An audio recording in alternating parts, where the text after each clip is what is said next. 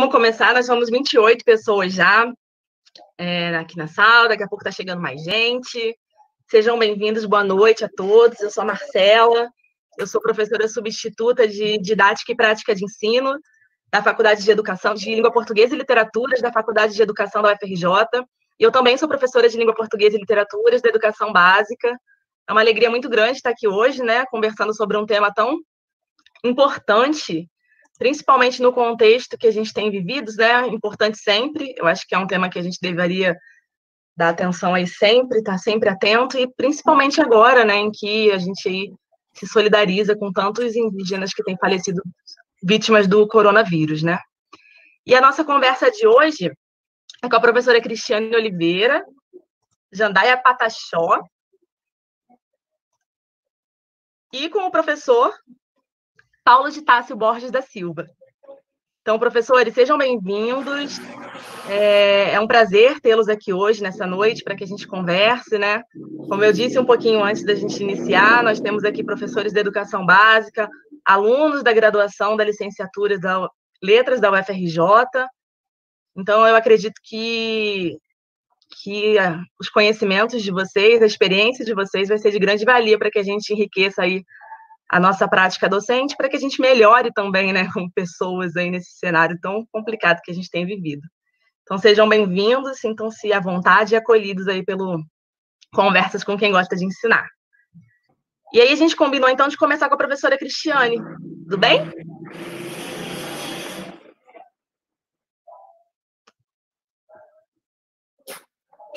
Oi, professora. Tacorã, boa noite. Tacorã, Taputari. Boa noite. Eu estou escutando o seu áudio muito baixinho, professora. Eu não sei se sou só eu.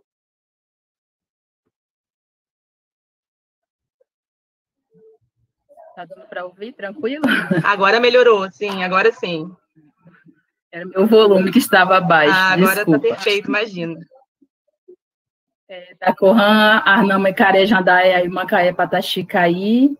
Eu me chamo Cristiane, sou Jandaia Pataxó, sou da aldeia Caí, do território Comexatiba, terra indígena, município de Prado, no extremo sul da Bahia. Sou professora no Colégio Estadual Indígena Quijentiau Isabelê.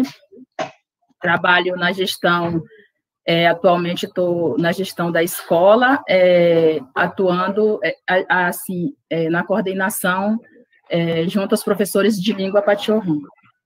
Assim, eu gostaria de iniciar a minha fala, a nossa roda de conversa. Eu gostaria muito de cantar a nossa oração do nosso ritual, que a gente estamos acostumados, já que a gente está falando aqui de políticas linguísticas, vamos, assim, já dar início aos nossos trabalhos, trazendo essa energia boa, que eu acredito que a gente passa, assim como vocês também passam para a gente. E aí eu vou cantar a oração que a gente sempre nos começos dos nossos trabalhos, a gente costuma, nos nossos rituais de agradecimento. Cana pataxi petoim Baichuxe na pocaiaré Ana petoim puya na petoim acuã Ana petoim saraja choki haire Kahabiche siratã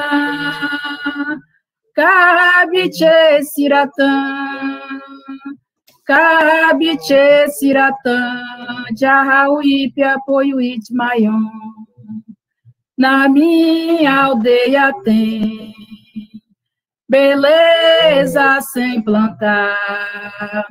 Eu tenho arco, eu tenho a flecha, tenho a raiz para curar. Viva Jesus! Viva Jesus, viva Jesus, que nos veio trazer a luz. Aueri, obrigada. Niti Aueri, muito obrigada. Então, assim, dizer que é um prazer, obrigada. Dizer que é um prazer imenso, assim, fiquei muito orgulhosa de receber o convite das professoras, o professor Paulo de Tássio, para estar participando hoje dessa roda de conversa maravilhosa, né, que só tem, assim, eu adoro essa troca de conhecimento, né. Fiquei feliz mais ainda quando eu vi a minha amiga Sônia aqui, né, porque a gente se conheceu no Rio. Eu iniciei um mestrado, né, no Prof. Linde aí, só que não deu para continuar, porque as dificuldades são muitas, né, assim, eu sou dona de casa, sou professora, sou liderança, sou artesão, então, assim, eu achei que no momento, né, para mim não tinha como, mas eu ainda tenho esperança que um dia eu possa cursar esse mestrado aí no Museu Nacional, né, assim, com muita ajuda do professor Paulo de Tássio, professora Marília, adorei conhecer todos, maravilhoso, sabe, e assim, mas eu fiquei muito feliz quando eu vi a minha amiga Sônia aqui, viu, minha querida? Um abraço grande, um beijo grande. Enfim, gente, assim, eu vou começar a minha fala também com a fala da professora Altaci Rocama, né, quando ela diz assim, a língua apresenta a sabedoria e por ela todos os membros formam uma unidade única, né, de identidade. Então, assim, eu gosto muito de falar de política linguística, dizendo assim, que as comunidades indígenas, nós, principalmente eu vou falar do povo Pataxó, porque, assim, essa teoria, né, de política linguística, ela veio aí pelos grandes, né, linguistas, e que trouxe essa teoria, mas, na verdade, a gente, assim, que é uma teoria muito boa, né, assim, eu gosto muito, eu me formei em linguagem, né, sou formada em licenciatura intercultural, sou formada em magistério indígena, e eu me formei em linguagem porque eu gosto muito, eu amo essa área da língua, né, e principalmente por conta da língua do meu povo, que é uma língua que está nesse processo de retomada, e a gente precisa dessas parcerias, desses aprendizados para fazer valer, né, aí que a nossa língua seja reconhecida dentre as políticas linguísticas, né, e então, assim, mas eu digo que a gente já praticava essas políticas, né, porque os nossos mais velhos, que foram aqueles que guardaram essa grande memória linguística, que através deles que nós demos continuidade, né, a essa revitalização, essa retomada da nossa língua foi através deles, né, porque, assim, a gente tem um grupo, por exemplo, vou falar um pouco da língua Pataxó, que é a língua Pachorrã, que é a língua do povo Pataxó.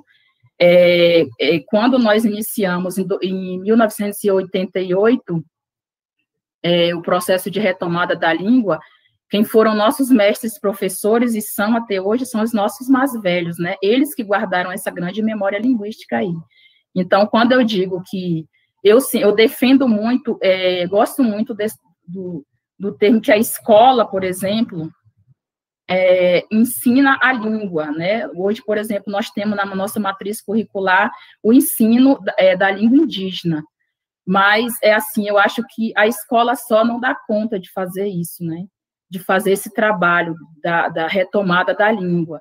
Então, eu sou uma professora, uma liderança que eu acredito que tem que ter muito essa interação da educação escolar indígena e a educação indígena, né? Porque a educação indígena, a gente sabe que é aquela educação que a gente tem dentro da comunidade, com os nossos pais, com as nossas lideranças, com nossos mais velhos, nós costumamos a respeitar muito, né, essa questão do saber dos nossos mais velhos, né? O professor Paulo de Tássio, ele sabe muito bem que ele foi um grande pesquisador e é um grande pesquisador dentro da nossa comunidade.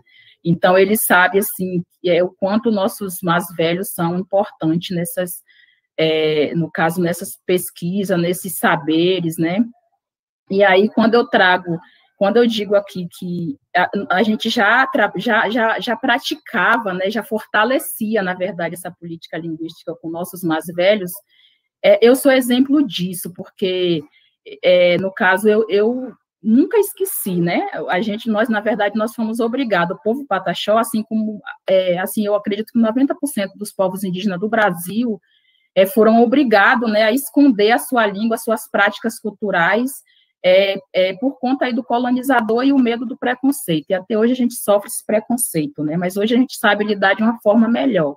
mas antes a gente não sabia, principalmente os nossos velhos tinham muito esse medo, né? Então, assim, eu, por exemplo, eu fui para a escola com 9 anos, que tinha a Zabelê, que era a nossa grande mestre, né? Eu falo que era mestre, doutora, ensinar, em compartilhar as práticas pedagógicas dela, que ela tinha dentro da comunidade, e ela não deixava simplesmente os filhos, netos, os sobrinhos irem para a escola por conta desse medo, que ela dizia, o homem branco vai roubar vocês, o homem branco vai matar vocês, porque ela sofreu na diaspora do Fogo de 51, né, que foi um grande massacre que teve na aldeia de Barra Velha, então ela tinha aquele medo.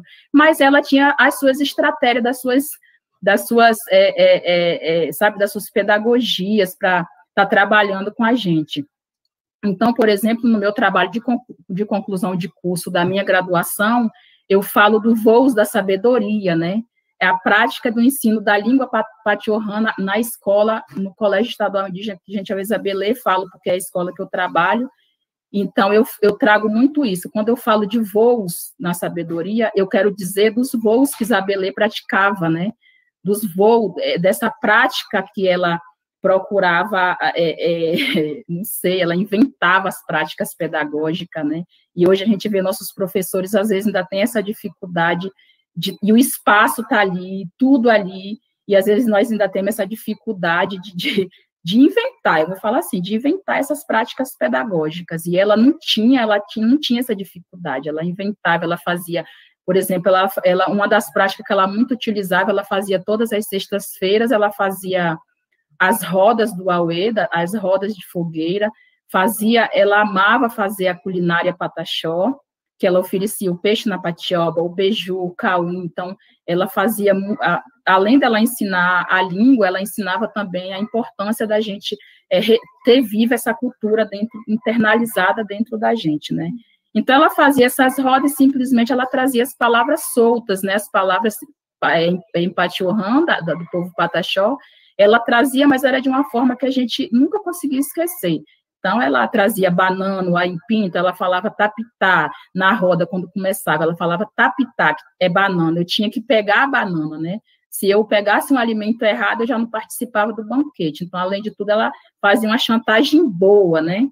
E aí, eu, como aquela aluna, sempre fui extrovertida, nunca gostava de perder, né? Então, assim, eu me lembro muito bem, e a mesma coisa com artesanato, ela também ensinava também, tanto hoje que eu sou, assim, eu gosto do artesanato, eu amo, eu sou fã do meu próprio artesanato, porque até isso ela ensinava para a gente, né? Por exemplo, o colar, a gente tinha que fazer a mesma quantidade de semente que a gente tinha que colocar de um lado do colar, a gente colocaria do outro também. Então, olha a experiência de uma mulher que era analfabeta, mas que era sábia nas suas práticas pedagógicas, né? Então, assim, quando eu trago, no meu trabalho de conclusão de curso, que eu falo de voos da sabedoria, da prática de ensino, eu falo dessa sabedoria que ela tinha, né? E quando eu falo também que essas políticas são trabalhadas também, eu acredito, assim, que de uma melhor forma, fora da escola, ou interagindo a escola, a educação escolar indígena com a educação indígena, eu falo disso, né? Então, assim, hoje eu faço parte do grupo de pesquisa do Atiorran, que é o grupo que faz essa retomada, essa pesquisa da retomada da língua, né? E, assim, é muito importante, inclusive, eu acabei de sair que a gente está dando um curso online também, a gente está trabalhando com professores, liderança, fechada só para o povo pataxó, mas é um curso maravilhoso, assim, que está tendo uma repercussão boa, né? E é isso, né, gente? Assim, eu sou aquela professora que defendo a política linguística fora e dentro da escola, né? Porque, por exemplo, a gente tem um grupo de meninas, né? Ela chama as Meninas Sentindo Canto.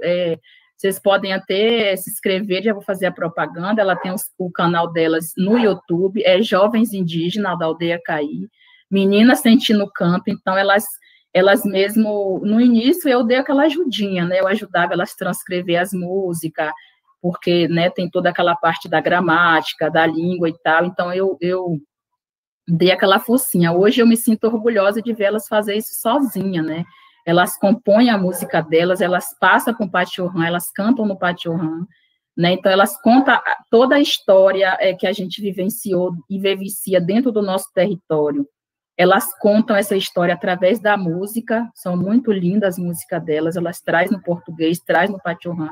Então, isso para mim é política linguística, né? Isso para mim é a gente fazer política linguística dentro da nossa comunidade, né? A gente costuma muito fazer as nossas rodas de fogueira, agora a gente está fazendo, por exemplo, a gente faz as rodas de fogueira e a gente adora trazer os nossos mazéreos para contar os causos deles, né? As histórias, né, que muitos falam aí que é lendas e mito, que a gente não acredita nessas coisas, a gente acredita que é causa porque são coisas verdadeiras, são histórias verdadeiras que eles trazem, né, que vão ficando na memória deles, e aí o que a gente faz? Tá pegando essas histórias, fazendo a transcrição para o pachorrã, e daí para a gente levar para os alunos, para a comunidade que queiram tá trabalhando, né, os professores, com essa prática também. Então, gente, é isso, né? Assim, eu me sinto muito honrada de ser uma professora pataxó, de ser uma professora indígena, né? De ser liderança, porque além de ser professor, a gente é professor 3, 4, 5 vezes, né? Porque você ser liderança também é uma responsabilidade, liderança mulher ainda. A gente vivenciou, assim, muita coisa no nosso território, muita coisa ruim, mas também muitas coisas boas, né? A gente tem vivenciado nesse momento de pandemia. Também a gente está procurando, assim, deixar as nossas crianças, os nossos estudantes sempre à vontade dentro da comunidade, para eles não sentir tanto esse impacto, né? Aí eu falo assim, que as nossas crianças, por exemplo, a minha escola é estadual, não está tendo aula, né, nas escolas estadual da Bahia, mas, assim, os nossos alunos fazem as atividades deles remotas, né? Eles plantam, eles vão para a roça, eles sentam por exemplo, o meu sogro é cacique, então o meu filho ama ficar com o avô dele, então o avô dele conta a história, sabe, faz os cantos, ensina, então isso para mim é aula remota também, né, então ele, de qualquer forma, ele está aprendendo, quando ele chega em casa, ele me conta tudo que ele aprendeu com o avô dele, tudo isso, então isso tudo para mim é política linguística, o avô dele ensina ele a cantar em pachorrã, ensina a cantar em português, então a comunidade está fazendo essas práticas, né, e a gente não fica parado, a gente faz artesanato, a gente planta, a gente faz várias coisas para a gente não ter esse impacto direto do que está acontecendo hoje no Brasil e no mundo, e nem deixar nossas crianças estressadas, que a gente não quer isso, então a gente procura sempre estar deixando eles bem tranquilos, né? Nem só eles, mas tanto os nossos velhos, porque quando eles estão rodeados das nossas crianças, eles estão muito felizes. E é isso, e a gente vai discutindo na medida, senão eu gosto de falar bastante, porque é muita história que tem, mas, enfim, dizer que é muito bom estar aqui e é muito bom compartilhar os conhecimentos da nossa comunidade e também aprender muito com vocês, tá bom? Obrigada. Cristina, imagina, eu agradeço muito, assim, eu ficaria aqui ouvindo o tempo que fosse. Eu destaquei algumas coisas aqui na sua fala para a gente depois falar, né, comentar um pouquinho mais o debate, mas eu queria já, antes de passar a fala para o professor, sinalizar que a oração que você fez no início foi uma das coisas mais bonitas que eu já vi na minha vida, e que é um prazer enorme trocar essas experiências, e em relação aí, a gente vai ter oportunidade de conversar, né, à frente, mas em relação aí ao ensino remoto, e a muitas outras coisas que você nos falou agora, né, essa fala inicial, porque a gente ainda quer ouvir mais um pouquinho, eu fiquei pensando no quanto a nossa cultura ainda tem que aprender, sabe? Com a cultura de vocês, com o modo de vida indígena, o quanto a gente precisava resgatar mesmo as nossas origens, sabe? E duas pontas aí que você valorizou muito na sua fala e que eu sei que é valorizado na cultura indígena, né? Os idosos e as crianças, que são hoje muito negligenciados, né? E que é como se fosse um caminho aí, a sabedoria dos idosos e aí a pureza das crianças. Que são nossos mestres, eles são fundamentais, assim, para nosso desenvolvimento, para a nossa luta do território, para a nossa luta, né? Aí eu não gosto muito de falar em política, porque eu não gosto mesmo, é uma coisa que eu gosto de respeitar, sabe? Assim como eu gosto de respeitar muita religião, sexualidade, eu gosto muito, eu acho que se houvesse esse respeito, o nosso mundo estava muito melhor, mas eu dizer assim, que hoje a gente está vivendo um momento difícil no atual governo, entendeu? todo dia a gente reza e a gente canta nossos cânticos para que Tupã amoleça o coração do nosso presidente, para que ele tenha esse pensamento de respeito pelo próximo mesmo. Então, a gente está sofrendo muito nos nossos territórios, né? Mas, assim, a gente, são muitos anos de resistência, então não é qualquer coisa que a gente vai desistir, né? Mas, enfim, a gente vai batendo papo aqui, é um prazer imenso estar aqui. Vamos sim. Vou passar para o professor Paulo de Tássio, para a gente continuar aí a nossa conversa, e aí depois a gente abrir para as inscrições, para o debate. Eu estou cheia de coisas aqui para conversar com vocês. Professor, está me ouvindo? Estou sim. Boa noite a todos, a todas, a todos. Boa noite. Eu sou o Paulo, né, já me apresentaram. Eu sou professor aqui da Universidade Federal do Sul da Bahia. É um prazer estar com a Cristiane, né, conversando mais um pouco. A gente gosta de conversar mesmo, sobretudo falando de políticas linguísticas, né, discutindo sobre políticas linguísticas, políticas de identidade, né. Cristiane é uma grande defensora das questões do Pachorrã e de outras línguas para as comunidades indígenas, né? Uma das formadoras do programa Ação Saberes Indígenas na Escola, que foi um dos únicos programas que sobraram, né? Aí da antiga SECADI, né? Então é importante dizer isso também. A Cristiane tem resistido junto com outros grupos de indígenas, né? Não só o Pataxó, mas Tupinambá, Tupiniquim, enfim. Tocando essa política que foi aí esfacelada, que é uma política de construção de uma educação baseada na diferença, né? E na diferença de respeito para com os povos indígenas, quilombolas e tudo mais. Então, é um prazer estar aqui com vocês. Eu sou o Paulo, trabalho na Universidade Federal do Sul da Bahia, do Colegiado de Linguagens, né? Trabalho na licenciatura interdisciplinar de Linguagens, Códigos e Inovação.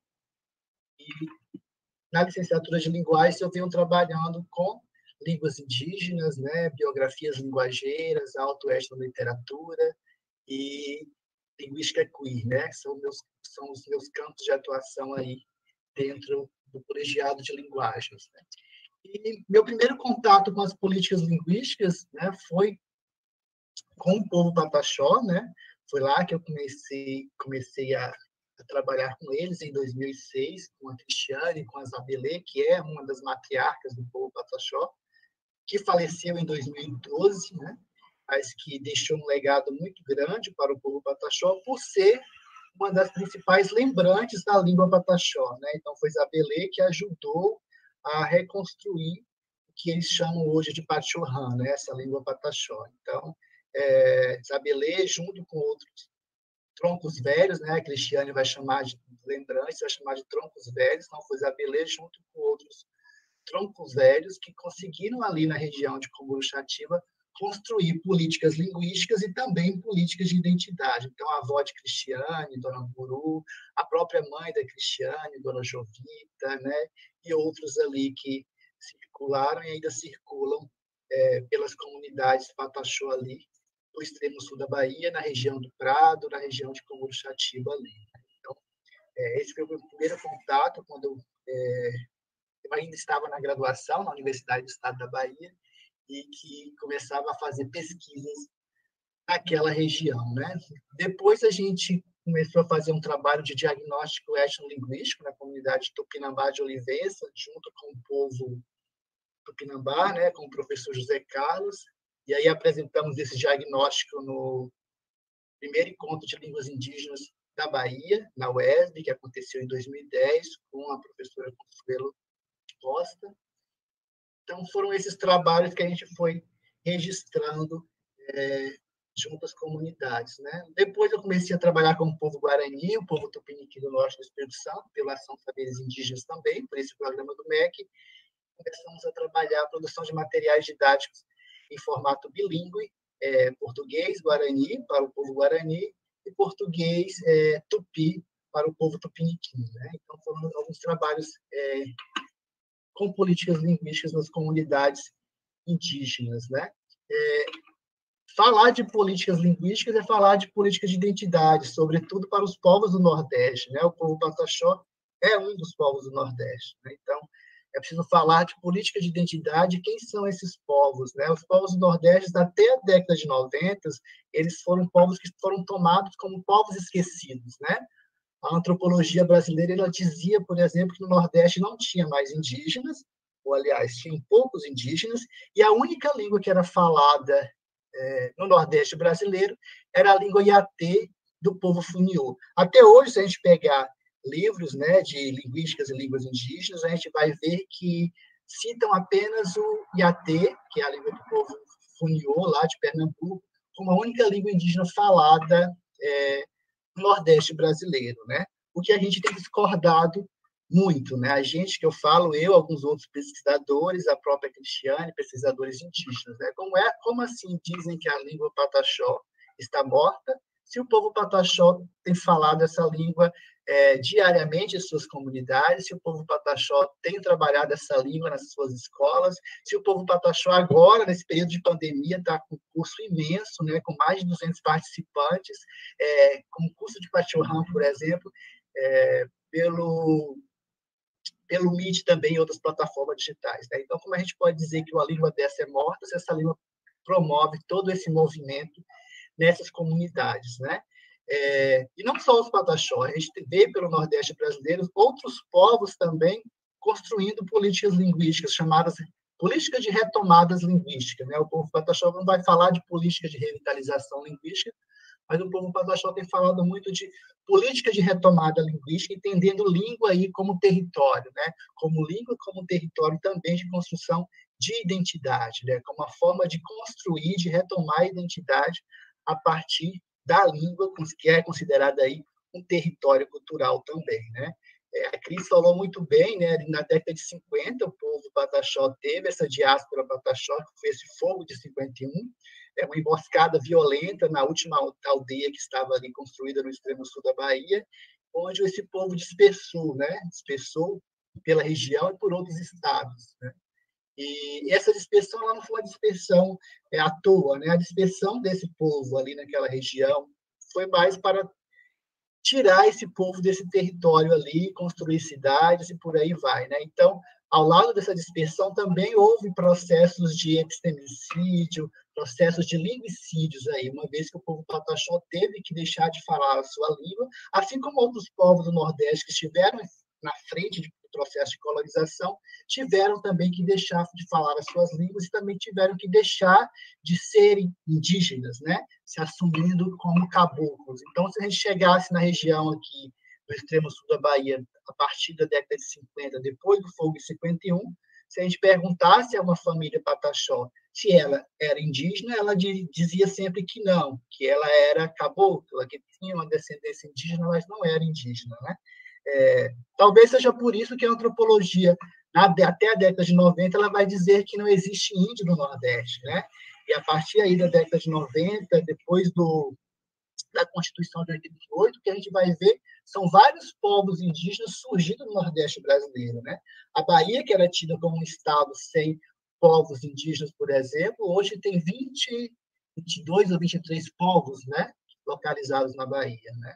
Então, o povo pataxó, que era dito como um povo extinto também, hoje é o 10º maior povo do Brasil, né? Então, como é que um povo estava extinto, um povo que não tinha uma língua, agora tem uma língua, né? E essa língua tem sido um elemento de retomada da identidade, não só para o povo pataxó, mas também para o povo tupinambá.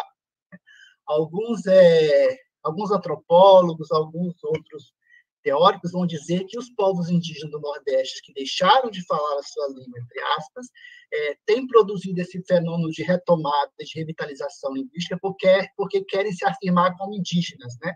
Porque querem estar perto desse ideário de um índio hiperreal, desse indígena representado nacionalmente. Também pode ser isso, né? Claro que pode também ser isso, mas também a ideia de retomar e revitalizar uma língua que foi tomada e silenciada também é legítima. E legítima para vários fins. Legítima para se afirmar como indígena, para se afirmar como pataxó, tupinambá, cariri, e também legítima para também estar dialogando e negociando com esse Estado também, que acreditava e ainda vê com certa desconfiança povos indígenas no Nordeste lutarem e retomarem os seus territórios, né? Então, É preciso dizer que, durante muito tempo, a antropologia, a história e também a linguística, ela colaborou para a invisibilidade e o silenciamento dos povos indígenas do Nordeste, né? E agora são esses povos, é importante dizer que são esses povos mesmos, os próprios indígenas, que estão sendo protagonistas desse processo aí de dar visibilidade, né? Então, é o Atiohan, que é esse grupo que a Cristiane pertence, ao trabalho dela, o TCC que ela fez no Magistério Indígena, o TCC que ela fez na licenciatura indígena, que dá visibilidade a isso, né?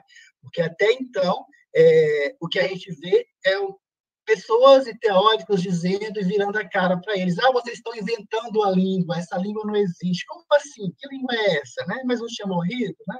Então, é importante a gente pensar, né, de como ciências serviram e ainda servem para negar direitos, negar identidades, negar e invisibilizar processos de reconstrução, construção de subjetividades, sobretudo subjetividades indígenas, né? Então, nós tivemos vários momentos que o povo Pataxó chegou, se dirigiu a grandes pesquisadores, a grandes centros de pesquisas linguísticas e línguas indígenas do país, se direcionou, por exemplo, ao Museu Nacional, se direcionou ao LALE na UNB, enfim, vários núcleos de linguísticas e línguas indígenas, e tiveram o acesso negado, né? Diziam: olha, mas que língua é essa? Que língua vocês estão inventando agora? A língua Pachorrã não existe, né? A língua Pataxó não existe mais, vocês estão inventando uma outra coisa aí, né?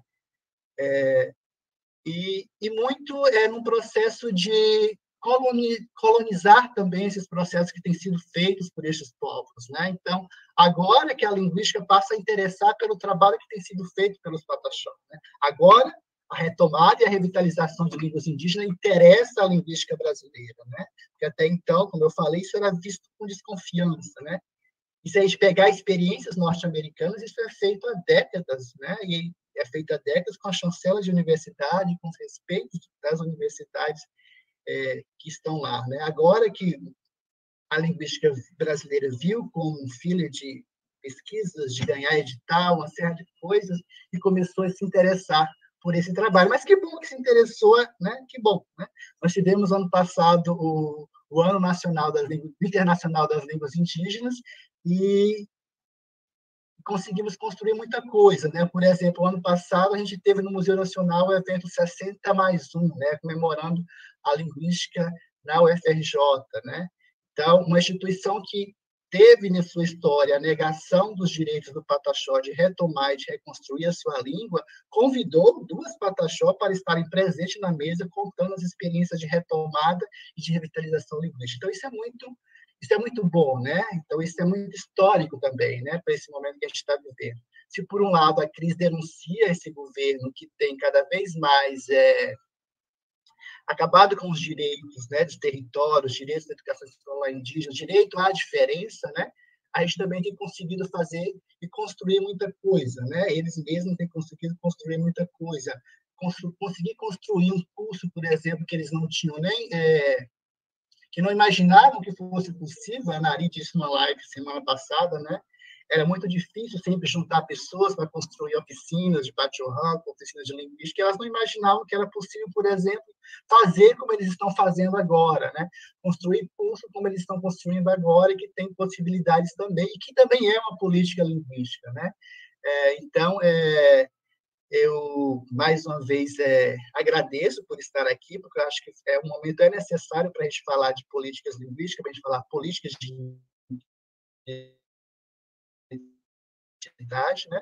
Sendo importante também dizer que a negação de políticas linguísticas e políticas de identidade em comunidades indígenas não é só desse governo. A gente teve, por exemplo, em 2016, o veto da presidenta Dilma, que negou os direitos de comunidades indígenas terem uma política de avaliação de suas escolas espraiadas para várias línguas indígenas, né? A presidenta disse que o Estado não tinha como garantir, que isso seria oneroso para o Estado, né?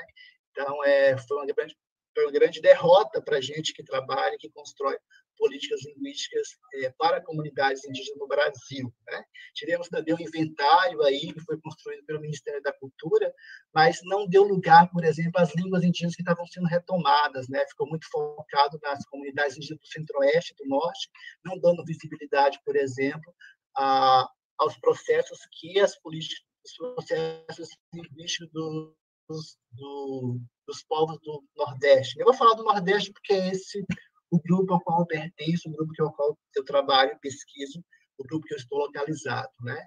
Então, acho que tem muito a ser feito ainda no país, a gente tem muito que caminhar, temos muito que construir, né? Eu tenho dito e trabalhado na perspectiva cíclica de construção de políticas linguísticas nas comunidades, né? E aí, assim como o Cristiano, eu acredito que essas políticas elas são construídas para além desse Estado, mas sendo necessário o apoio do Estado também, né? É importante dizer que o Estado precisa apoiar políticas linguísticas, precisa apoiar comunidades indígenas, né? Então, mas eu também acredito que essas políticas elas se espraiam pela comunidade, está na escola, também está na igreja. Durante muito tempo eu vi com uma certa desconfiança também como as igrejas estavam nessas comunidades, mas depois isso deixou de ser uma desconfiança, né? Porque tem experiências muito boas também de políticas linguísticas a partir das igrejas, né? Igrejas que respeitam, que integram, e tem igrejas evangélicas que deixam de ser igrejas evangélicas e passam a ser igrejas nativas, né? Há um processo aí também de domesticação dessas igrejas, essas igrejas são domesticadas e acabam virando igrejas nativas, com Bíblias sendo traduzidas, com cânticos sendo traduzidos para línguas indígenas, com rituais sendo traduzidos, rituais brancos que vão sendo deixados e vão se construindo outros rituais, como, por exemplo, o povo indígena Tupiniquim, que tinha nas suas comunidades uma igreja assembleia, agora não é mais igreja assembleia, é a igreja Tupanhoca, e ali eles fazem os seus rituais, né? Não é mais uma igreja evangélica apenas, é uma igreja evangélica nativa. Então, temos várias possibilidades, temos várias paisagens de construção de políticas linguísticas nessa comunidade, né? E talvez seja necessário se despir dos preconceitos, né? Porque esses povos eles constroem essas políticas a partir do que eles têm, a partir do que eles acreditam também, né? Então, é um pouco esse papo que eu gostaria de fazer com vocês.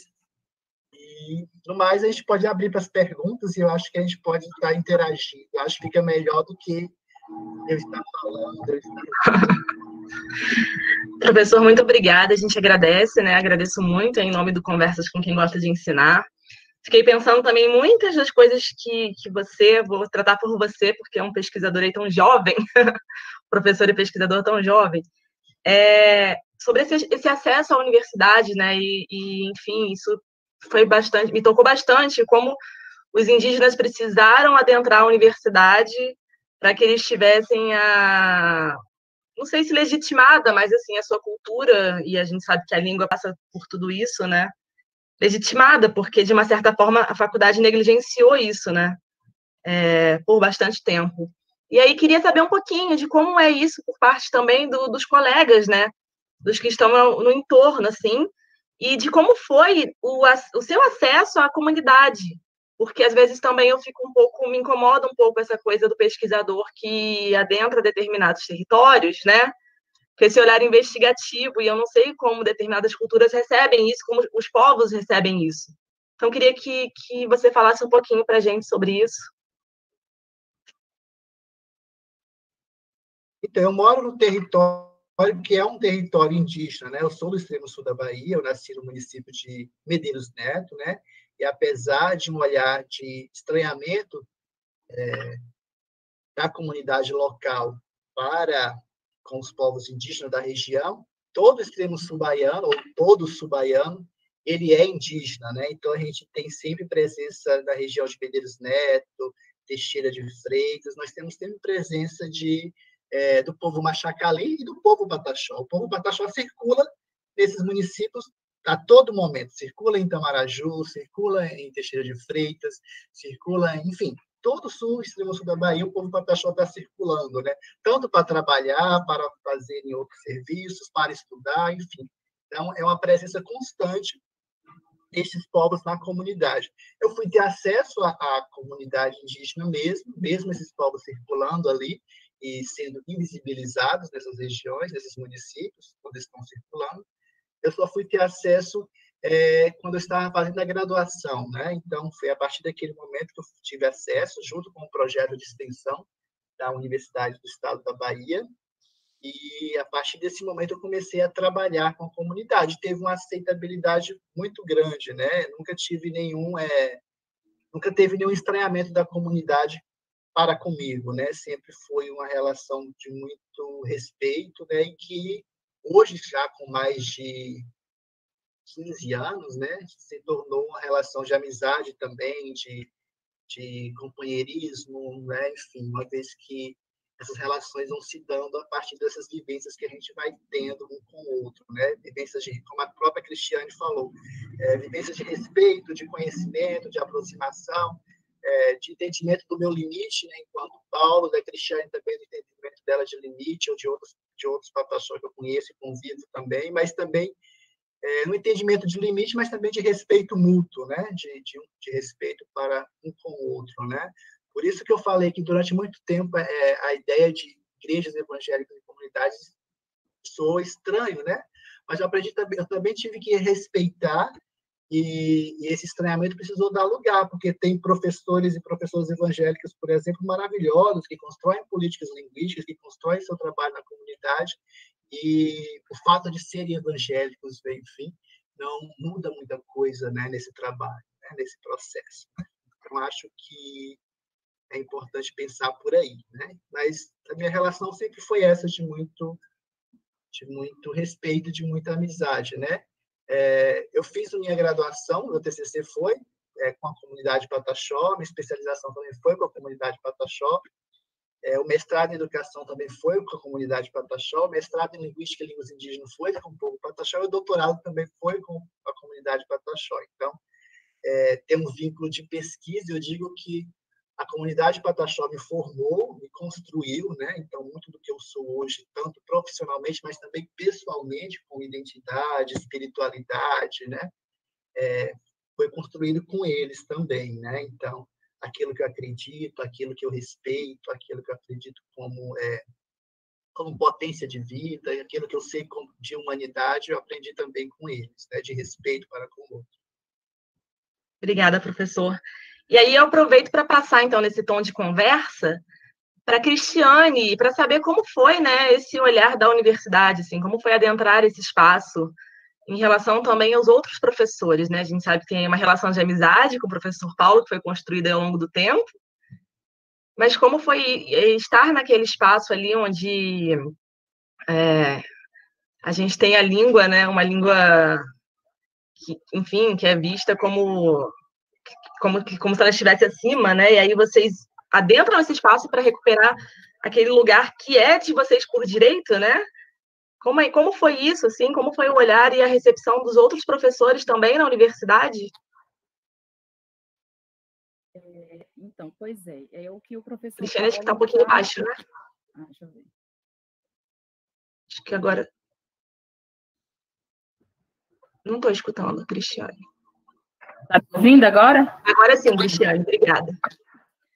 Então, como o professor Paulo relatou aí, né? Eu acho que muito essa questão do respeito, né? Que eu sempre trago, e é uma coisa que a gente vem construindo dentro da nossa comunidade, né? Assim, a gente vem tentando,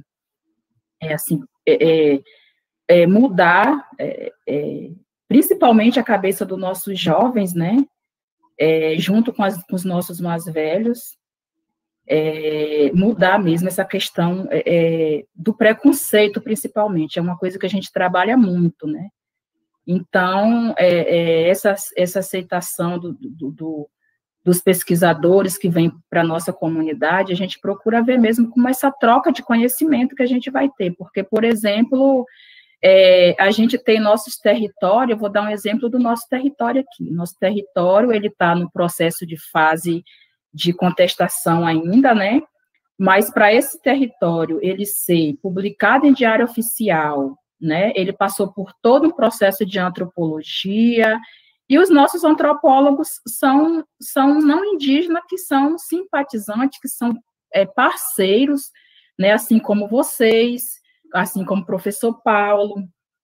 Então, assim, essa questão do respeito, às vezes tem aquele pesquisador que a gente sabe, nós também temos as nossas estratégias, nossos conhecimentos, a gente sabe muito bem aquele pesquisador que vem para a nossa comunidade simplesmente para colher a nossa sabedoria, para fazer a sua pesquisa, e simplesmente desaparece e nunca mais dá um retorno. Antes, para você ter uma ideia, o povo tem essa visão muito dos povos indígenas no geral, eu vou dizer, não só do povo Pataxó, né? Mas tem essa visão de o índio ser bobo, de o índio, além de ser ladrão, o indígena, né? Que eu não gosto, eu vi até uma pergunta ali, que eu vou gostar vou querer responder muito bem, eu não gosto desse termo índio, né? Mas, assim, tem muita gente que fala que os povos indígenas são preguiçosos, ladrão de terras e bobinhos, entendeu? Assim, e há muito tempo, nossos mais velhos, além de ser sábios, não era que eles eram bobos, é essa questão de afeto que a gente tem pelas pessoas, de tratamento, de gostar de tratar as pessoas. Além de ser o baiano ter isso, né? Então o povo Pataxó tem, aí duplica, né? E eu acredito que todos os povos indígenas. Então, assim, eles abriam muito, assim, o leque para esses pesquisadores, né? Hoje nós somos sábios, né? Assim, sábio na questão de a gente já ter essa visão, né? E talvez a gente tenha aprendido isso aí nessa troca de conhecimento com o saber, né, nosso cultural da nossa comunidade, também com o saber científico, talvez, quem sabe, depois que eu passei a ser sei lá, né, fui para a universidade, hoje sou, fui pesquisadora, sou até hoje, na verdade, pesquisadora, sou formadora de professor indígena, entendeu? Então, assim, a gente acaba visibilizando essas situações. Então, mas temos muito essa questão de respeito por a gente entender que quando vocês vêm para nossas comunidades, tem aqueles que não contribuem, mas a maioria contribui. Por exemplo, a gente sofreu uma reintegração de posse em 2016 na minha comunidade violenta, né? Que a gente tinha tudo construído, de posto de saúde, a escola, a casa, tudo, nossas lojas de artesanato. Então, assim, teve uma reintegração de posse que veio a Polícia Federal, veio mais de 200 polícias, entre várias aí, militar, CIP Mata Atlântica Federal, e veio simplesmente com a máquina e derrubou toda a nossa casa, nossas casas. E a gente fez simplesmente uma carta, a gente pegou simplesmente, textos do professor Paulo, da professora Gelvanda, e outros professores, pesquisadores, nossos professores também indígenas, né, e das nossas escolas, e a gente fez, tipo assim, um bolo que ficou muito bem feito, uma mistura muito bem feita. Então, a gente diz assim, essas contribuições que vale para a gente, mas qualquer um que chegar na nossa comunidade vai ser bem recebido, né, só que assim, a gente dando essa visibilidade hoje, né, a gente já não abre muito o leque para que o pesquisador venha de qualquer jeito e faça sua pesquisa. A gente teve pesquisador que veio, por exemplo, minha mãe, ela é considerada assim, ela é a pajé da comunidade, ela é uma pajé, entendeu? Então, ele veio, fez toda a sua pesquisa em cima das ervas medicinais, no caso, de todo esse aprendizado que ela passou e simplesmente sumiu. Já tem aquele outro que deu retorno. Então, assim, eu acho que esse respeito tem que ter muito, assim como a religião, que eu sempre falei, sexualidade. Então, a gente tem que ter. Então, a gente procura trabalhar muito isso dentro da nossa comunidade, esse respeito que tem que ter, entendeu? Então, assim, mas a gente procura sempre ter essa confiança, né? Porque essa troca de conhecimento é que é bacana. Quando você vem e a gente está aqui, a gente faz essa troca de conhecimento, flui demais, né, para o nosso aprendizado, para o nosso saber.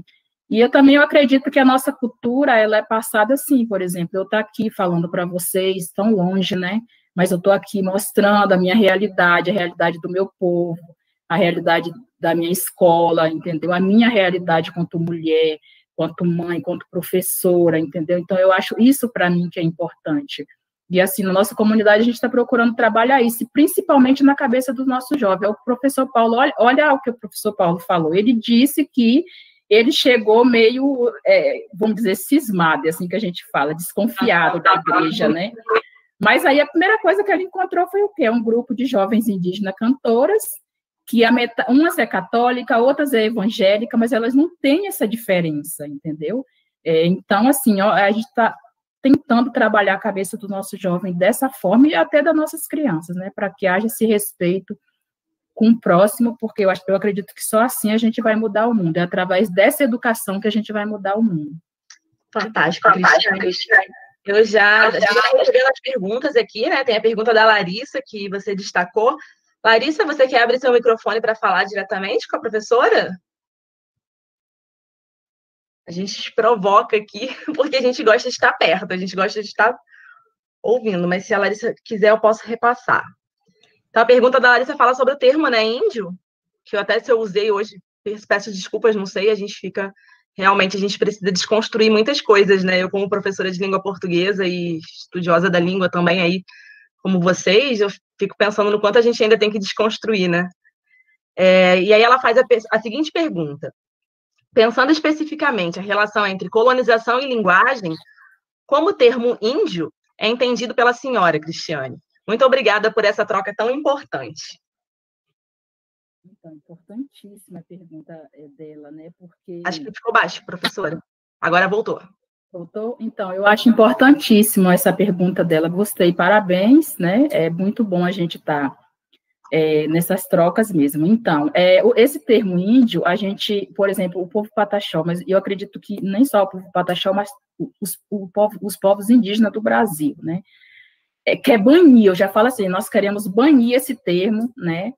Assim, do nosso meio, porque índio foi um termo foi aí o próprio colonizador que trouxe, né?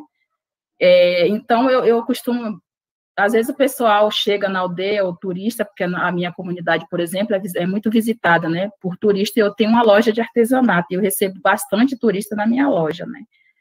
Então, assim, o pessoal pergunta, você é índia? Eu falo, não, eu sou Pataxó. Aí, mas Pataxó não é índio? Eu falo assim, não, porque eu gosto muito de me identificar por minha identidade, né, a identidade do meu povo.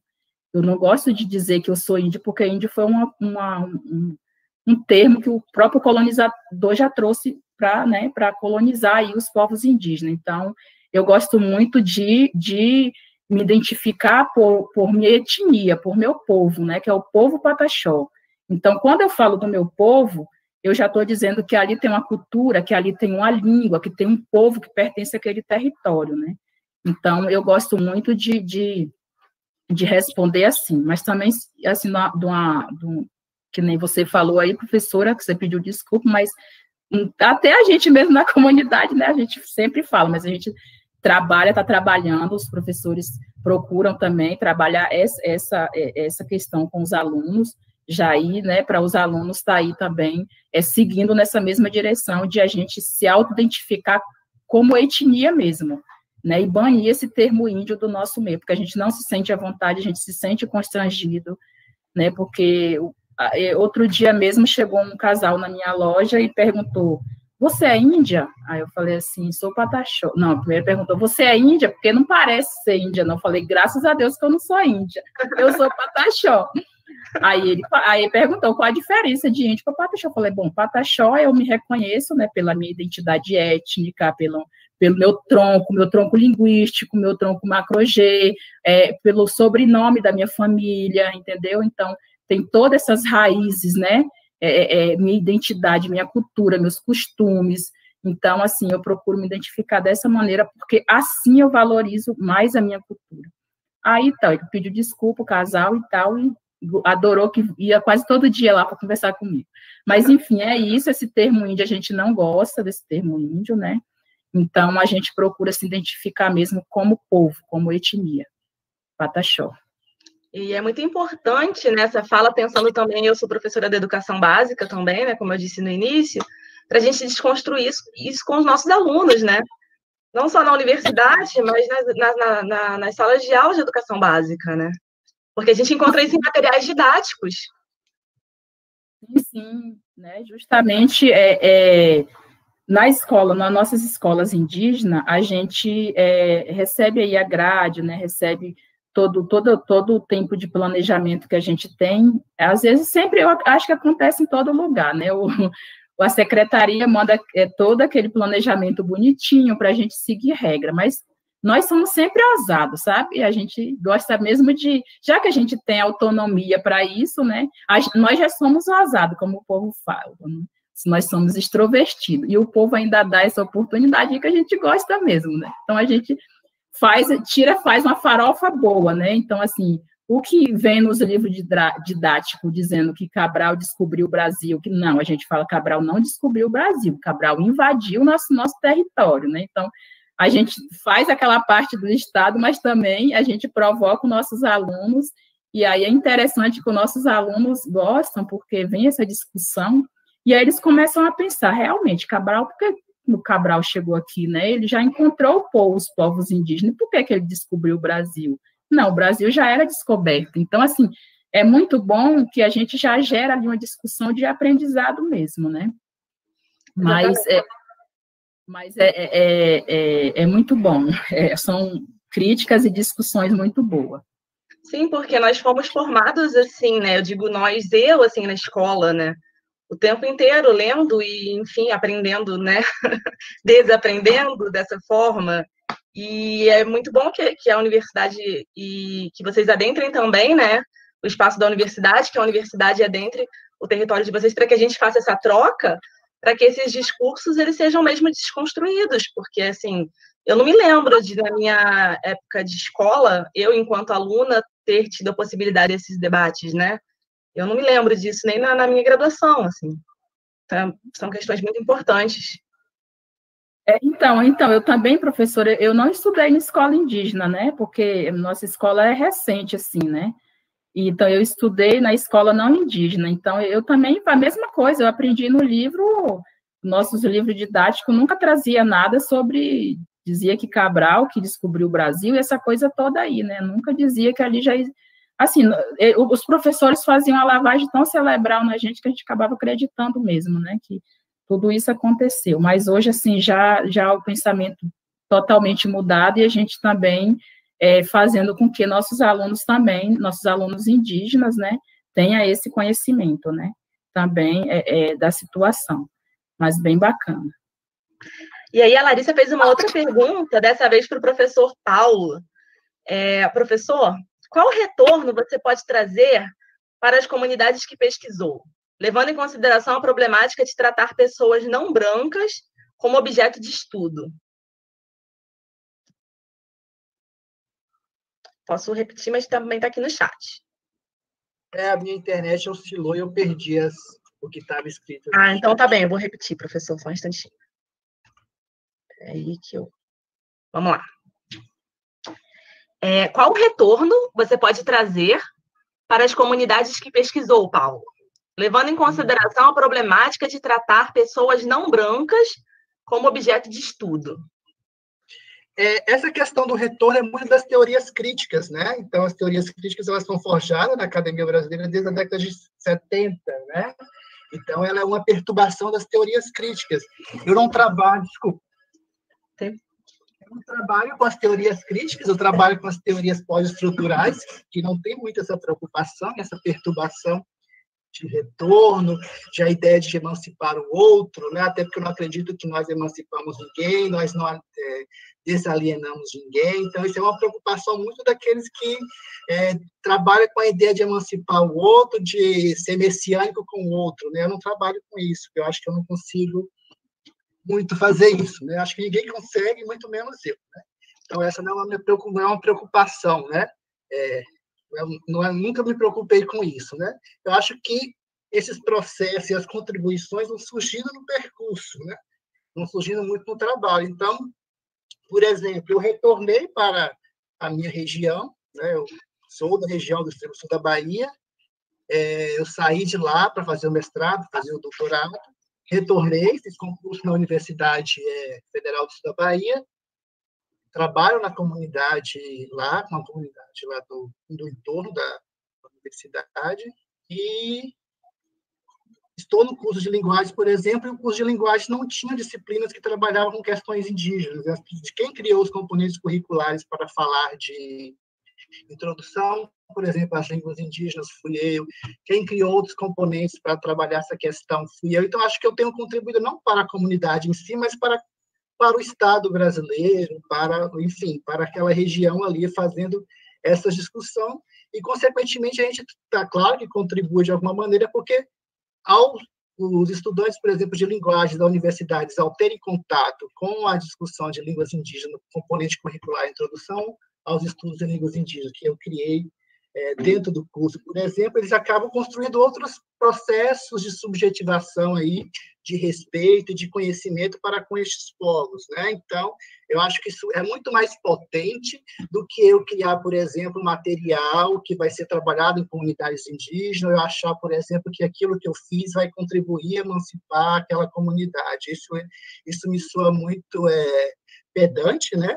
Uma vez que a universidade vai lá para depois construir e devolver algo que vai mudar aquela realidade. Então, isso me soa muito pedante, me soa muito messiânico, né? Então, eu procuro não trabalhar com essa ideia. Às vezes, o que eu produzo ali não serve para nada para aquela comunidade. É apenas uma produção aqui que se dá na academia e tudo mais. Algumas coisas, como a Cristiane colocou, eles vão lá, pegam, não serve aquilo ali, mas eles também sabem que algumas coisas que eu escrevo não servem para nada, né? Então, acho que o próprio grupo sabe o que serve, o que não serve, né? Tem algumas coisas que ficam nesses debates teóricos mesmo, algumas coisas que eu falo, por exemplo, de sexualidade, eles não servem para nada para ele, serve muito mais para a gente, para entender, por exemplo, a homossexualidade, outras questões, do que para os povos indígenas, né? Então, eu acho que essa não deve ser muito uma preocupação dos pesquisadores, inclusive, né? Porque a gente acaba amarrando muitas coisas ali e se cria uma relação de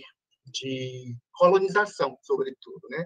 Eu trabalho, por exemplo, num programa de ensino em relações étnico-raciais na universidade, um programa de mestrado, e todos esses programas de ensino em relações étnico-raciais trabalham com a ideia de produzir um produto que vai ser direcionado à comunidade, né?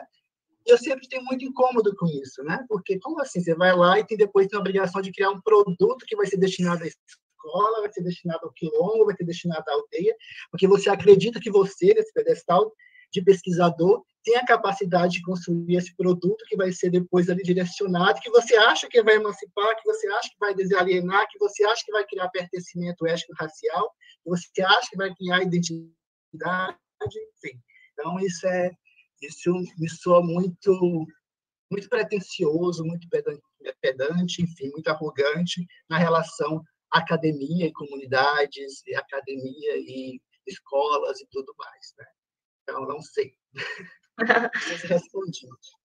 Mas o que eu acho, não sei se respondi, mas eu acho que o que eu produzo que vai servir para ele, eu acho que é eles que dizem mais do que eu, né? Eu acho que eu não tenho como dizer isso, né? Até porque algumas coisas que eu produzo não servem para nada para eles.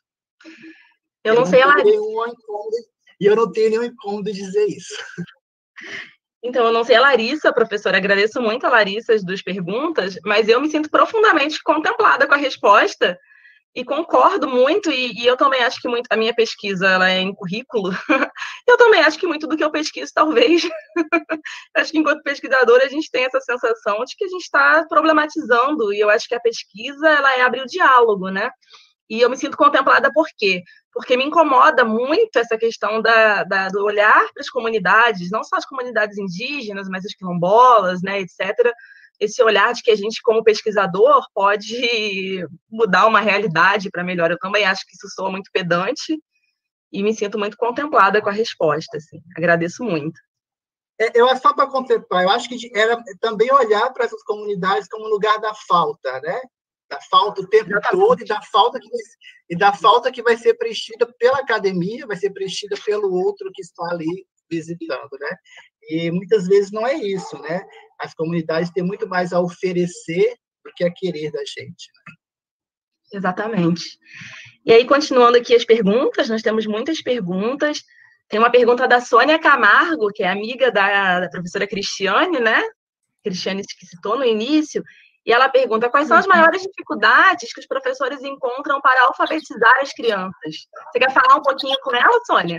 Eu queria dar um oi para ela. Tudo bom, Cris? Saudade. Saudade, amiga. Muito obrigada pelo tempo. Mas me acolheu muito bem, Sônia. Você está fazendo muita falta, apesar de a gente estar parado, mas está fazendo falta com certeza. né? E a minha pergunta para você é quanto a isso, porque eu atuei como professora de educação infantil e alfabetização por 17 anos e encontrava dificuldade com os alunos, os brancos, né, digamos assim. Imagino vocês com biculturalismo, tem que estar com a língua dos brancos e a língua indígena, né? Como procede isso? Qual a maior dificuldade que os professores encontram quanto a essa relação?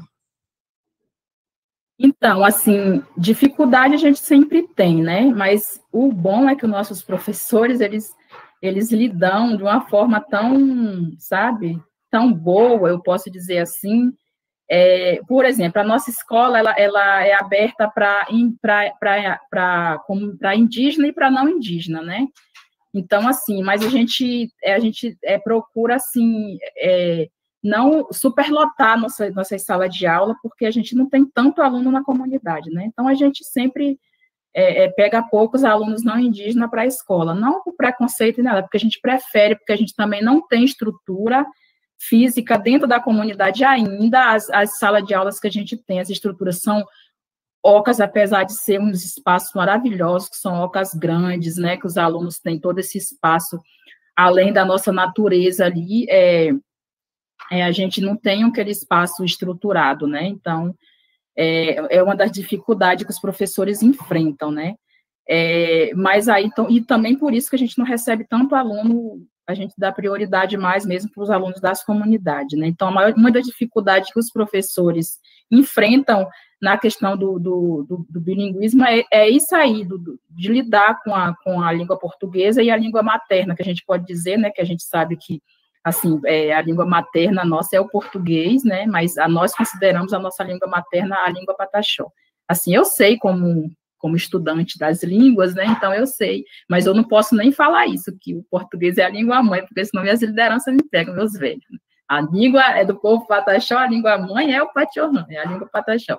Mas, enfim, então, assim, a dificuldade é com desses alunos de fora, porque uma coisa é meu filho que aprende, que está diretamente comigo, né, a gente fala no Patiorã dentro de casa, a gente fala o dia a dia, outra coisa é um aluno que vem de fora e para participar dessas aulas, para o professor tem que começar do início, né, para alfabetizá-lo só ali. Mas os professores sabem lidar muito bem com isso, né? A gente tem ótimos alfabetizadores, posso dizer, porque tem até um aqui, eu estou vendo ela aqui, Fabrícia, ela é alfabetizadora do meu filho, e meu filho hoje está no 2º ano, assim, eu acho perfeito o ensino dos nossos professores, porque nós não temos, nosso ensino não é só entre 4 paredes, né?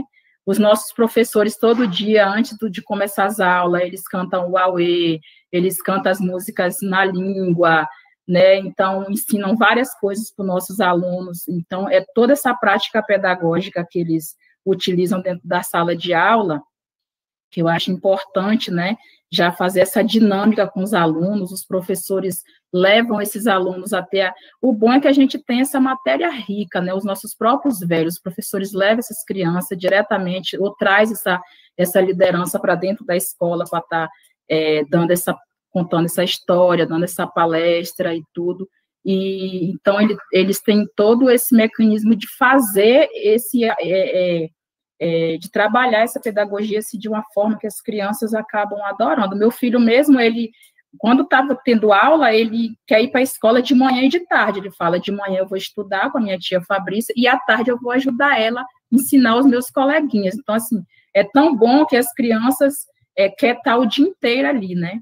Mas, enfim, mas a gente tem nossas dificuldades também, porque a nossa escola ainda é precária, né? Como eu te falei, de estrutura física, e entre outras coisas também que a gente tem de precariedade, mas os nossos professores, na questão de ensino, de alfabetizar essas crianças, eu vejo que eles conduzem muito bem, tanto na língua, né, no idioma pataxó, quanto na língua portuguesa. Então, a gente utiliza muito as práticas que a gente tem, que a gente utiliza a prática do dia a dia dentro da própria comunidade, né? E os pais, engraçado que os pais adoram, porque vê o desenvolvimento dos filhos, né, e tudo. Então, todas as reuniões de pais que tem, a gente vê a satisfação do pai de estar dizendo ali, né, para o professor, muito obrigado, porque tem pai que chegou a dizer numa reunião assim, vocês me desculpem, mas no início eu não apoiava que meu filho viesse estudar aqui, que eu achava que ele não ia aprender, e hoje eu vi que meu filho aprendeu muito mais do que ele iria aprender na escola lá fora, porque só dele estar aprendendo a cultura de vocês, essa questão do respeito que vocês procuram. Na nossa escola, os alunos não brigam, entendeu? Eles só querem brincar, se abraçar, tanto que a gente está até preocupada agora quando voltar, né? Porque de grande a pequeno tem essa perfeição, né? Então, nossos professores... a gente também tem professor não índio, sabe? Assim, que abraçou a nossa causa, que está lá ensinando nossos filhos, mas que a gente tem toda essa segurança, porque a gente sabe que é aquele professor que respeita o nosso costume, respeita a nossa cultura, procura interagir, procura aprender, principalmente, né? Então, isso para a gente é importantíssimo. O próprio professor que não é índio que está lá, que não é indígena, né? O professor branco, assim, no bom sentido que a gente diz, ele chega a dizer que ele também está sendo aluno ali, porque para ele está sendo um aprendizado, né? Então, a gente tem muita coisa, assim, dentro da comunidade que a gente pode utilizar como mecanismo para a gente trabalhar muito bem aí o aprendizado das nossas crianças.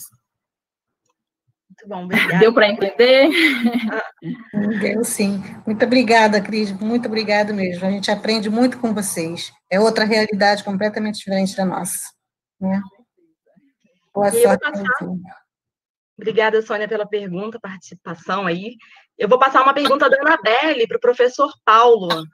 A Anabelle, ela está interagindo lá, pegando os comentários também do YouTube, do Facebook, e aí ela faz uma contextualizaçãozinha aqui, né, e ela diz que o professor Paulo trabalha com as ideias pós-estruturalistas e não aceita a ideia de, entre aspas, emancipar o outro ou dar retorno à sua região. E aí ela faz a pergunta: existe, de fato, autonomia pedagógica e curricular para as escolas e regulamentação de aspectos essenciais sobre a formação do professor, estabelecendo critérios próprios para o ingresso na carreira do magistério indígena? Sim, existe. E aí eu pego a fala da Larissa também, essa ideia de retorno, a ideia de crescimento dentro das academias. Algumas possibilidades, inclusive de políticas, de construção de políticas de formação de professores indígenas, elas só se dão a partir do crescimento de pesquisadores específicos na academia. Porque não é o pesquisador, por exemplo, que vai construir um curso de licenciatura intercultural indígena ou uma especialização em educação escolar indígena dentro das academias. Até porque quem transita na academia sabe como esse campo é minado, né? Para a gente construir um curso de graduação, uma vez que a gente mexe com relações de poderes, né? Os cursos de graduações, assim como construir disciplinas dentro dos cursos, isso também são relações de saberes, né? A própria ideia a própria história das disciplinas, a história dos componentes curriculares mostram isso, né?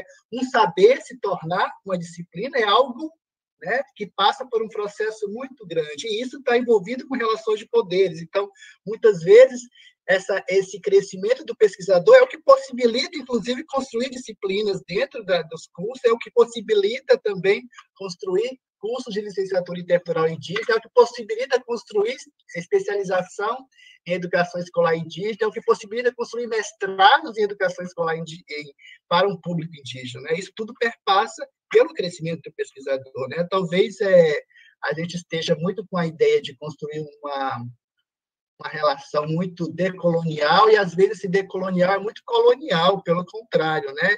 A ideia de construir uma decolonialidade com a ideia de retorno, aquela coisa toda, e quando na verdade, constrói mais colonizações. Então, eu prefiro falar que esse retorno, muitas vezes, esse retorno material é muitas vezes impossível, né? Essa emancipação é muitas vezes impossível, que foi trabalhada muito pelas próprias teorias críticas, né?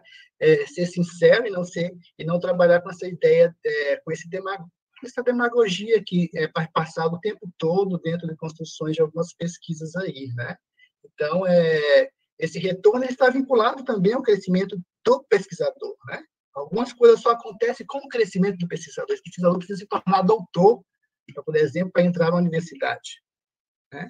Agora, isso depende muito do comprometimento desse pesquisador, né? Com o seu próprio crescimento, né? Então, é isso que a gente tem que pensar muitas vezes, né? E sobre a pergunta da Anabelle, sim, a gente tem, por exemplo, na Bahia, um plano de carreira, né? E é importante dizer que esse plano de carreira está condicionado, inclusive, a licenciaturas interculturais indígenas. Se alguns professores indígenas não acessarem a licenciatura intercultural indígena, que são oferecidas por instituições públicas, né? Só as instituições públicas oferecem isso, eles não acessam um plano de carreira, por exemplo, né? Alguns não podem fazer concursos públicos, ou mesmo fazendo concurso público, eles não conseguem, por exemplo, ganhar o mesmo que um professor indígena, não indígena ganha, mesmo no mesmo estado, né? Então, porque a política do magistério indígena está atrelada, ele tem que fazer o curso de licenciatura indígena, ele tem que ter uma especialização específica também em educação escolar indígena. A gente tem, por exemplo, o diretor Maico aí, que ele acessou o magistério indígena com o curso de pedagogia que ele fez, mas para ele evoluir nessa carreira e ter o reconhecimento, ele precisou fazer uma especialização em educação escolar indígena. Só a partir dessa especialização que ele começou a acessar essa carreira dentro do magistério indígena. Na Bahia, por exemplo, a gente tem a carreira, nós temos a figura do professor indígena reconhecido, nós temos a escola indígena reconhecida, a gente já teve um concurso para o magistério indígena na Bahia, né? Alguns professores passaram, a própria Fabrícia, que está aqui, né? Que é professora da comunidade da Cristiane, ela foi aprovada nesse concurso. Então, assim, a gente tem, né? E isso faz toda a diferença, por exemplo, isso faz muita diferença. A Bahia, a gente tem duas universidades que ofertam, por exemplo, a licenciatura intercultural indígena. No Rio de Janeiro, nós não temos nenhuma. Até hoje, o povo guarani que está aqui não teve nenhum curso superior destinado a eles, né? E temos quantas universidades federais no território fluminense? Temos quantas universidades estaduais no território fluminense, né? Temos o Museu Nacional, o UFRJ, que é pioneira nas pesquisas com línguas indígenas, por exemplo.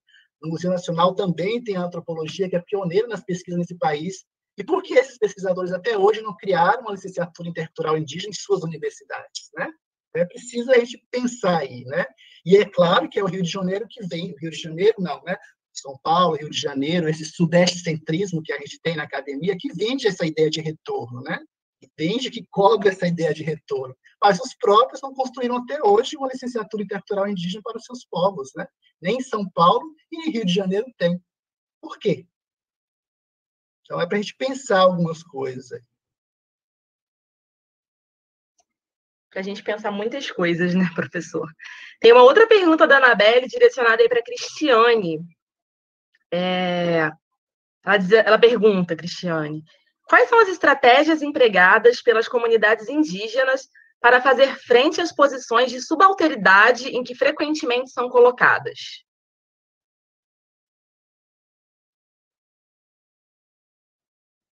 Não entendi, você pode sair. Acho que a gente não está escutando, professora. Você pode refazer a pergunta, porque... Sim. Claro. Tá me escutando bem agora? Eu estou ouvindo, pode falar. Quais são as estratégias empregadas pelas comunidades indígenas para fazer frente às posições de subalternidade em que frequentemente são colocadas? Bom, assim, eu vou falar da política atual que a gente está vivendo, né? Pode. Assim, a gente tem enfrentado muitas dificuldades, né? Nos territórios, principalmente eu vou colocar o meu território aqui, além da política, além da educação, saúde também, né, que a gente pode colocar tudo que tem dentro do nosso território, mas eu vou falar do território no geral, né? Hoje a gente, como eu já citei aqui, o nosso território ainda não é demarcado, né, e hoje aí o governo está tendo várias estratégias, inclusive agora criando, né, um parecer aí 001, né, que assim, que também está garantindo para fazendeiro titulação de terras, né, dentro dessas áreas indígenas que já foram publicadas no Diário Oficial, no qual hoje a gente tem 48 pedidos de titulações de terra entre o território Barra Velha e o território Comexatibá, que é o meu território aqui. Então, assim, mas a gente tem nossas estratégias também, né? Assim, tanto que a gente sabe que o governo atual, por exemplo, assim, ele já foi considerado para ele, né, por citação dele, que os únicos povos, assim, que estão, o único movimento que bate de frente com o governo está sendo os movimentos dos povos indígenas, né? Porque a gente, que nem eu já falei, são 500 e cacetada anos aí, mais de 520 anos de resistência, e a gente tem nossas estratégias próprias, né? Dentro das nossas comunidades, com nossos povos, com o nosso povo, na verdade, e com todos os povos indígenas do Brasil. Para enfrentar, para ter esses enfrentamentos, porque, assim, o ruim é você viver dentro do território, que você já não tem segurança por ele não ser demarcado, você imagine você estar dentro de um território onde um governo vem o tempo inteiro, né, contradizer tudo para tentar tirar essas comunidades, sabe, acabar com o próprio território, né, porque o que o governo atual está querendo fazer é isso, né, acabar com todo o nosso território, tudo que já foi publicado, tudo que já foi estudado pelos nossos antropólogos, tudo que já foi dito, ele quer dizer ao contrário, né, ele quer dizer que não existe Pataxó nessa região, e assim, então, assim, hoje a nossa preocupação é essa, mas a gente tem enfrentado, nossas lideranças são sábias, junto aos nossos professores, junto a toda a comunidade, entendeu? E a gente tem as nossas estratégias, a gente também tem os nossos parceiros, as instituições, as universidades que nos apoiam, né? Então, a gente procura sempre essas parcerias e a gente está sempre atentos, né? A qualquer movimento que a gente vê contrário, a gente já se mobiliza, porque vocês sabem que não existe comunidade que não tem suas brigas internas, né? Mas eu falo assim, que o povo Pataxó tem uma coisa em especial que eu admiro muito, e espero que todos os povos indígenas, eu acredito que tenha também. Pode ter a briga interna que tiver, ou entre comunidades, seja lá de que forma que for, mas na hora de unir, para a gente fazer o movimento, a gente está ali todo mundo unido, né? Tanto que agora a gente estava para sofrer uma reintegração de posse no território de Coroa Vermelha, próximo a Porto Seguro, vocês devem ter visto falar aí nas redes sociais. E então, o que aconteceu? A gente fez toda essa mobilização, né, porque o governo ele já agiu de má fé, porque tem um decreto, né, no qual, nesse momento de pandemia, não poderia se ter reintegração de posse nenhuma para as comunidades indígenas, então ele já feriu, né, tudo isso aí, mas a nossa estratégia foi maior. Inclusive, eu vi uma pergunta aqui, eu não me lembro de quem foi, mas eu achei importante a pergunta da pessoa que fez aí, não me lembro bem o nome, que ela perguntou dos nossos jovens, né, do pensamento dos nossos jovens hoje, nas suas formações no ensino médio. E hoje a gente vê... Quer que eu faça a pergunta, Cristiane? Pode fazer, porque eu quero, em cima disso, eu quero responder a pergunta. Ótimo. Você quer fazer, Maria de Lourdes, direto para a Cristiane? Bom, vou repassar então, que aí a Cristiane já estava falando um pouquinho, era a minha próxima pergunta aqui. Ela diz assim, nos dias atuais, quais são as... Maria de Lourdes vai falar?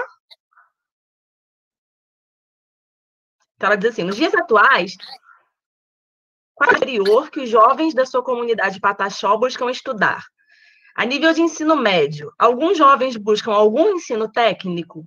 E aí ela agradece por dividir tanto conhecimento. Foi essa pergunta dela que eu achei importantíssima e que é importante para... Está me ouvindo? Então, essa pergunta, eu vi a pergunta dela, e em cima dessa outra pergunta, eu acho que é mais ou menos essas estratégias que a gente vem utilizando, porque, por exemplo, né, nós temos hoje jovens que já estão formados, médico, né, nós temos nossa doutora Samara, a doutora Pataxó, ela é advogada, inclusive ela que atuou aí, junto com outros advogados de outras instituições, né, e que conseguiu derrubar essa reintegração de posse que eu acabei de falar aqui, né, da aldeia Novos Guerreiros, que é ali próximo a Porto Seguro. Então, assim, é uma advogada Pataxó, nós temos nosso médico Vazigto, que Pataxó atende na minha comunidade, apesar de tudo, é meu primo, mas é uma pessoa excelente, porque ele traz toda a sabedoria dele, né, da medicina que ele estudou, mas ele também traz esse incentivo da gente estar utilizando a nossa medicina, né, da comunidade, nossas plantas, nossas ervas medicinais. E hoje os nossos jovens, o que eu tenho observado, nos nossos jovens do ensino médio, que eles tem, assim, esse sonho de ter essas profissões de advocacia, de médico. Por exemplo, eu tenho minha sobrinha que hoje ela faz fisioterapia. Então, assim, de ter essas profissões para ir ocupando esses espaços, porque eles sabem da necessidade que a nossa comunidade tem de nós mesmos estar ocupando, não que a gente menospreze a profissão de outros, lógico que é ótimo, porque eu acho que toda profissão, né, tem que ser respeitada, tem que ser considerada, tem que ser elogiada, né, mas é uma coisa que eu falo assim, nada melhor para contar a sua história do que a própria história, né, então hoje, por exemplo, é totalmente diferente o atendimento de Zig, que é o nosso médico Pataxó, do médico de antes, né, então o Zig tem todo aquele cuidado, às vezes ele fala o linguajar do nosso velho, por exemplo, se vai lá, por exemplo, ele deu um exemplo que ele foi, aí tinha uma senhora dizendo assim, aí queria dizer que ela estava com dor no estômago, né? Só que ela ficava sem jeito de falar. Aí ele falou, não, a senhora pode falar que você está com dor na boca do estômago, porque ela fala assim, é o linguajar que ela utiliza no dia a dia dela. Então, olha a diferença, né, dessa coisa. E nossos jovens hoje, eles estão tendo esse exemplo, né, assim, nós não temos muito jovem que faz curso técnico, mas a gente tem uns 2 que está fazendo, cursando aqui em Teixeira de Freitas, outro em Itamaraju, no IF Baiano, mas são poucos. Mas, assim, esse pensamento que nossos jovens do ensino médio têm de ingressar nessas funções que vão dar retorno para as comunidades, porque sabe que as comunidades necessitam desses profissionais ali que entendam, que tenha, sei lá, internalizado dentro deles esse agir, esse conviver com a comunidade. Isso, para mim, é fundamental no que eu estou vendo hoje no nosso jovem. Então, minha filha, por exemplo, minha filha tem 16 anos, Candara Pataxó, ela hoje, ela já pesquisa muito, o sonho dela é fazer advocacia, né, estudar direito, então ela já tem tem hora que eu fico conversando dela, mãe, isso aí está baseado em tal lei, tal, então, assim, é uma coisa que eu nem preciso incentivar, ela já tem incentivação dela própria, porque ela fala que ela vai estudar, ela vai ser advogada, e depois ela vai estudar, vai ser uma promotora, e para poder ela defender a causa do povo dela. Então, assim, isso é importante para a gente sabe que isso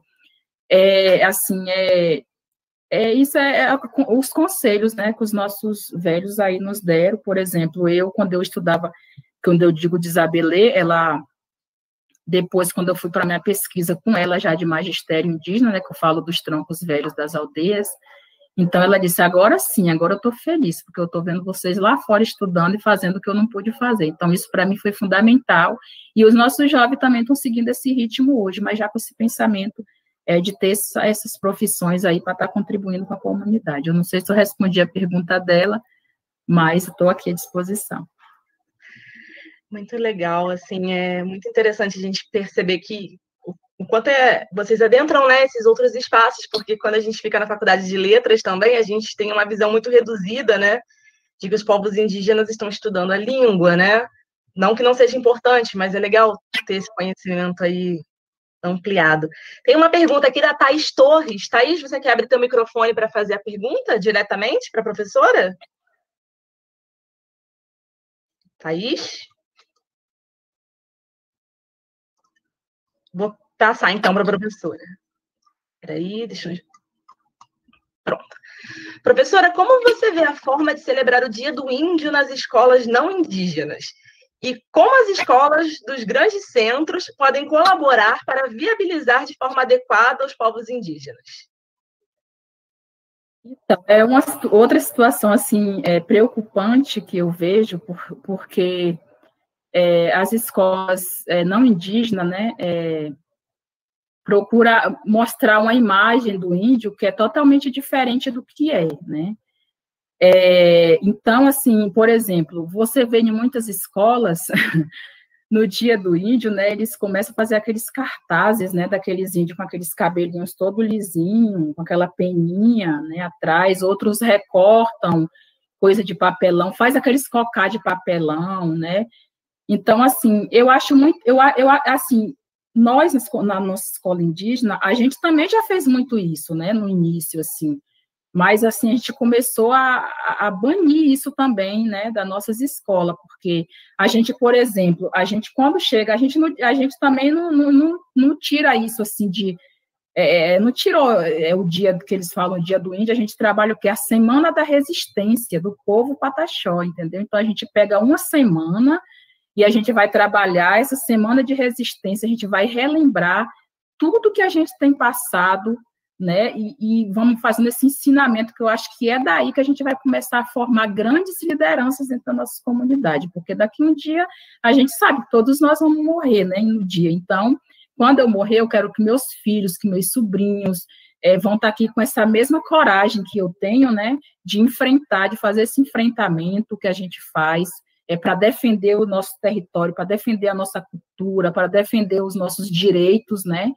Então, eu quero que essas crianças nossas cheguem lá na frente com essa sabedoria, né? Então, a gente trabalha essa Semana da Resistência, a gente se pinta, a gente faz nossa culinária, a gente faz feira de artesanato, a gente convida o pessoal das outras escolas para vir assistir com a gente, para vir comer, para vir brincar, a gente faz as nossas modalidades, nossos jogos, né? Então, assim, e a gente vê o quanto que o olho dessas crianças brilha quando chega junto com as nossas crianças, né? Agora, eu te pergunto, por que essa escola de lá de fora, eu falo assim, de fora da aldeia, né, da escola não indígena, por que em vez dela fazer esse índiozinho, desenhar ou fazer essa imagem desse índio, de recortar essa coisa para fazer isso, por que eles não convidam diretamente uma liderança para ir palestrar ali dentro? Porque se a liderança não pode estar lá, se a escola é distante, grave um vídeo, entendeu? Coloca nos seus telões, né? Traz as modalidades, mostra, né? Eu lembro muito bem que, assim, olha que os professores aí do museu, a professora Maci, eu tive aula com a professora Maci de política linguística, né? Então, quando eu levei um vídeo que eu apresentei na minha aula dentro do museu, a professora Maci, ela chorou que ela viu, sabe? Então essa emoção é o que eu falo, que ninguém melhor para contar a história do povo do que o próprio povo, né? Então, assim, que a gente conta a nossa história de dentro para fora, né? A gente não conta de fora para fora, a gente conta de dentro para fora. Então, assim, eu acho importantíssima essa questão, se as escolas indígenas, ou não indígenas, fizessem esse trabalho de estar pegando essas lideranças e levando para dentro das suas escolas para contar a sua realidade, dizer que quando o Cabral chegou aqui, já tinha o povo indígena ali, entendeu? Da nossa vivência dentro das comunidades, né? Eu acho que seria, assim, o pensamento dessas crianças seria um outro, professora, porque eu falo da minha experiência própria. Quando eu fui estudar, eu estudei minha licenciatura, minha graduação, eu cursei dentro de Porto Seguro, no Instituto Federal, no IFBA, né? No campus de Porto Seguro. Então, assim, Porto Seguro é rodeado de aldeias, né? Tem a aldeia da Jaqueira, Coroa Vermelha, que é a maior aldeia urbanizada, né? Então, assim, quando o primeiro dia de aula nosso, nós fomos recebidos a som de bicho, o pessoal batia na boca, fazia aquele som de macaco, outros, entendeu? Aquela coisa toda. Então, o que nós tivemos que fazer? Primeira coisa que a gente fez, a gente foi dentro da direção do IFBA, da coordenação lá da CORES, e fizemos um pedido que a gente queria fazer um trabalho juntamente com aqueles alunos, né? Para quando as futuras turmas da licenciatura chegassem ali no IFBA, a gente não queria que eles sofressem aquele preconceito que a gente estava sofrendo, mas também a gente não culpou os alunos, porque eu acho que a culpa vem da própria coordenação, porque não estava fazendo um trabalho bem feito ali dentro. Então, a gente levamos aqueles alunos para a quadra, e envolvemos aqueles alunos nas nossas modalidades, fizemos desfile, pintamos eles, sabe, com a nossa pintura, e foi aquela coisa maravilhosa. Hoje, os alunos que estão lá da segunda e da terceira turma, eles não estão sofrendo, chega ali, o pessoal já recebe, sabe, como todo mundo ali estivesse junto mesmo. Então, é importante isso, a gente mudar esse pensamento, e eu vejo que a escola não indígena tem que fazer esse trabalho, assim, não desconsiderar o dia, né, esse dia 19 de abril, mas trabalhar de uma forma flexível, que não haja esse preconceito depois, porque, por exemplo, é o que eu contei aqui no início, o cara chegou na minha loja, mas você é índio, porque eu não tenho o cabelo bem lisinho, né, o meu olho puxado e tal, então, para ele, tem que ser, mas é essa visão que a gente já passa dentro da escola, né? Então, é isso. A gente vê e a gente procura trabalhar dessa forma. E o que eu vejo da escola não indígena também é que deveria aí adotar esse método de ensino para as escolas não indígenas, né? Não é deixar de trabalhar, né? Mas trabalhar de uma forma séria, né? Sim, trabalhar de uma forma verdadeira. Né? Verdadeira. Caiu um pouquinho a conexão, mas acho que foi verdadeira, né? Sim. Que a professora falou. Eu vou passar uma pergunta aqui para o professor Paulo, que é da Maria de Lourdes, e depois eu volto para a professora Cristiane para a gente começar a encaminhar aí para as nossas considerações finais. O professor já deve ter até visto aqui no chat, né? Tá, a pergunta da Lourdes é a seguinte: no sistema educacional que temos, se um aluno ou outra pessoa aprende uma segunda língua, seja inglês, alemão, francês, etc., ele é autodenominado bilíngue. O mesmo não ocorre com quem aprende as línguas indígenas. No que isso seria visto como algo diferente, já que são aprendizados na linguagem?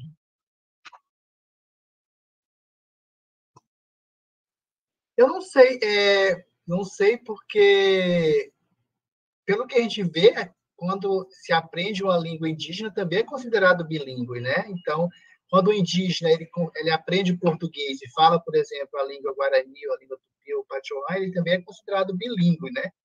Eu não sei de onde dizem que não é, né? Enfim, porque inclusive as escolas indígenas elas são bilíngues e multilíngues, né? Aquelas que falam a sua língua e aquelas que falam o português, trabalham a sua língua português, ou que trabalham várias línguas, que alguns povos têm várias línguas, elas são bilíngues ou multilíngues, né? Então, acredito que não tenha isso, né? Se você sabe inglês e português é bilíngue, se você sabe pachorrã e a língua portuguesa também é bilíngue, né? Só pegando um pouco essa fala da Cris, né? O Michael, que também é um pataxó de outra comunidade, que está aqui na live, ele tem um projeto muito bonito, que é inclusive um dos projetos que ele levou para o mestrado, e que é um projeto de intercâmbio de escolas pataxó, da escola da comunidade dele, com escolas não indígenas, né? E que ele fazia esse projeto quando ainda a gente não tinha a pandemia, fazia presencialmente, mas ele começou a fazer esses encontros de intercâmbio virtualmente, né? Então, a possibilidade também de contato, como a própria Cristiane falou, para ter contato com esses povos, tanto presencialmente como virtualmente, né? Ele me mandou umas fotos alguns dias atrás, né, de um intercâmbio que ele fez com a Escola do Espírito Santo. Então, como também essas virtualidades têm possibilitado esses intercâmbios interculturais e têm possibilitado essas desconstruções aí de estereótipos e, enfim, de narrativas colonialistas e por aí vai, né? Eu acho importante dar visibilidade a esses trabalhos que têm sido feitos, sobretudo pelos indígenas aí, né? Tanto pelo Mike como a Cristiane também, que recebe alunos, recebe escolas, recebe pessoas da sua comunidade. É interessante como eu percebo, né, nos currículos de língua portuguesa, a gente tem uma fala escrita bem elaborada, bonita, de valorização da cultura indígena, mas a gente não percebe isso quando a gente vai pensar aí no que é trabalhado de fato em sala de aula, né? Enfim, fica. Isso, eu acho importante também perceber, pegando um pouco essa conversa do bilinguismo, né? É importante perceber que o português que a gente fala é um português que ele é indianizado, né? Indigenizado, talvez, né? Então, no extremo sul da Bahia, a gente fala que a gente não fala o português, a gente fala o pataxês, né? Nossa, o que a gente fala ali está carregado de palavras do pachorrã, de palavras do machacali, de palavras que foram aí empréstimos aí dessas línguas do tronco tupi, do tronco macro-jê, que a gente fala e que a gente acha que a gente fala o português. Não, a gente fala mais um pataxês do que um português, né? Então, para a gente pensar aí, né? Essas conversas e essas paisagens de políticas linguísticas que a gente está falando o tempo todo aí, está construindo o tempo todo aí. Exatamente. E aí, pensando nessa questão de registro linguístico, né, até a pergunta da Beatriz se encaminha um pouco, permite que a gente amplie o debate, né? Ela pergunta para a professora Cristiane: vocês têm uma literatura própria, ou seja, livros editados de literatura infanto-juvenil e didático?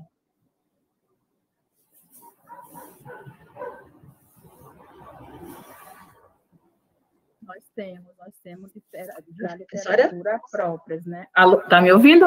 Agora sim, aqui acho que tem um delay, assim, quando para passar de uma tela para outra. Então, nós temos vários livros já publicados, né? Tanto em bilíngue, por exemplo, o grupo de pesquisa Churran, o ano 2019, foi lançado o livro, né? Em bilíngue, né? Para trabalhar nas escolas, tanto com jovens, adultos, crianças, né?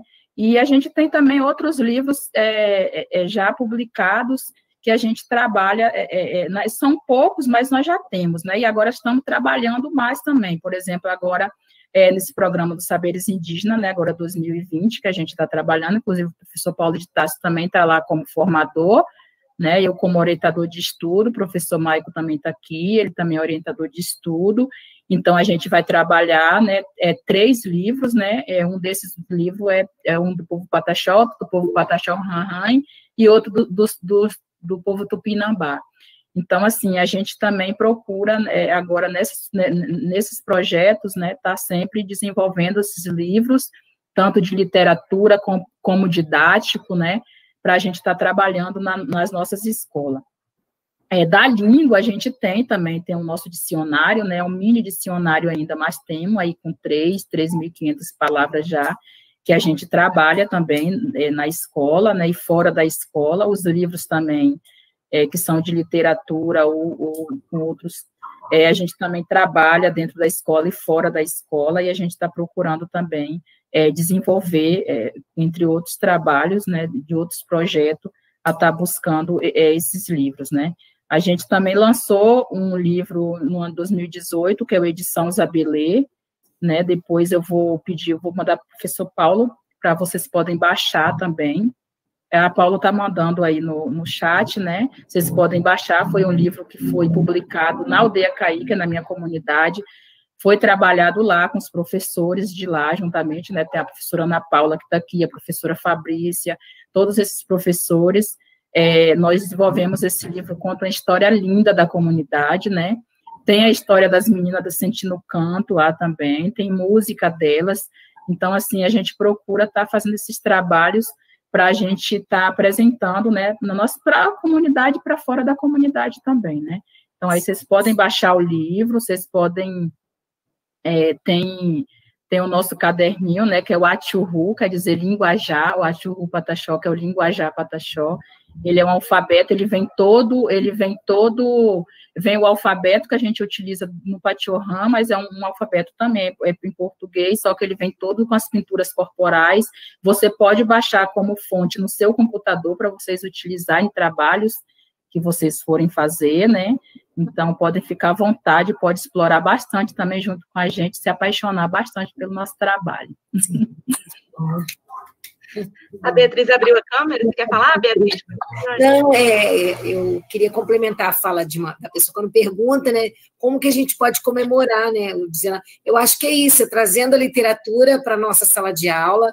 Eu vou começar um projeto agora, sou professora de literatura da primeira série do ensino médio, e a gente quer estudar livros escritos por indígenas, então é por isso que eu estou buscando essas fontes, e eu acho que isso é maravilhoso, nós temos que ter essa contínua troca, e eu quero conhecer a literatura de vocês, Pataxós, e poder difundir aí, eu moro no interior do Rio de Janeiro, Nova Friburgo, uma terra fria, mas hoje está quente, e a gente está tentando conhecer. Muito obrigada por estar com a gente aqui, e se a gente consegue um contato, porque a gente faz live com autores, né? Então, se a gente conseguir também fazer com vocês.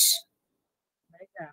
A gente tem também, professora, um outro livro que é da culinária, eu não sei se o professor Paulo tem na casa dele aí no Rio, por aí, mas se não, a gente pode estar mandando também alguns exemplares para vocês estar trabalhando também, né?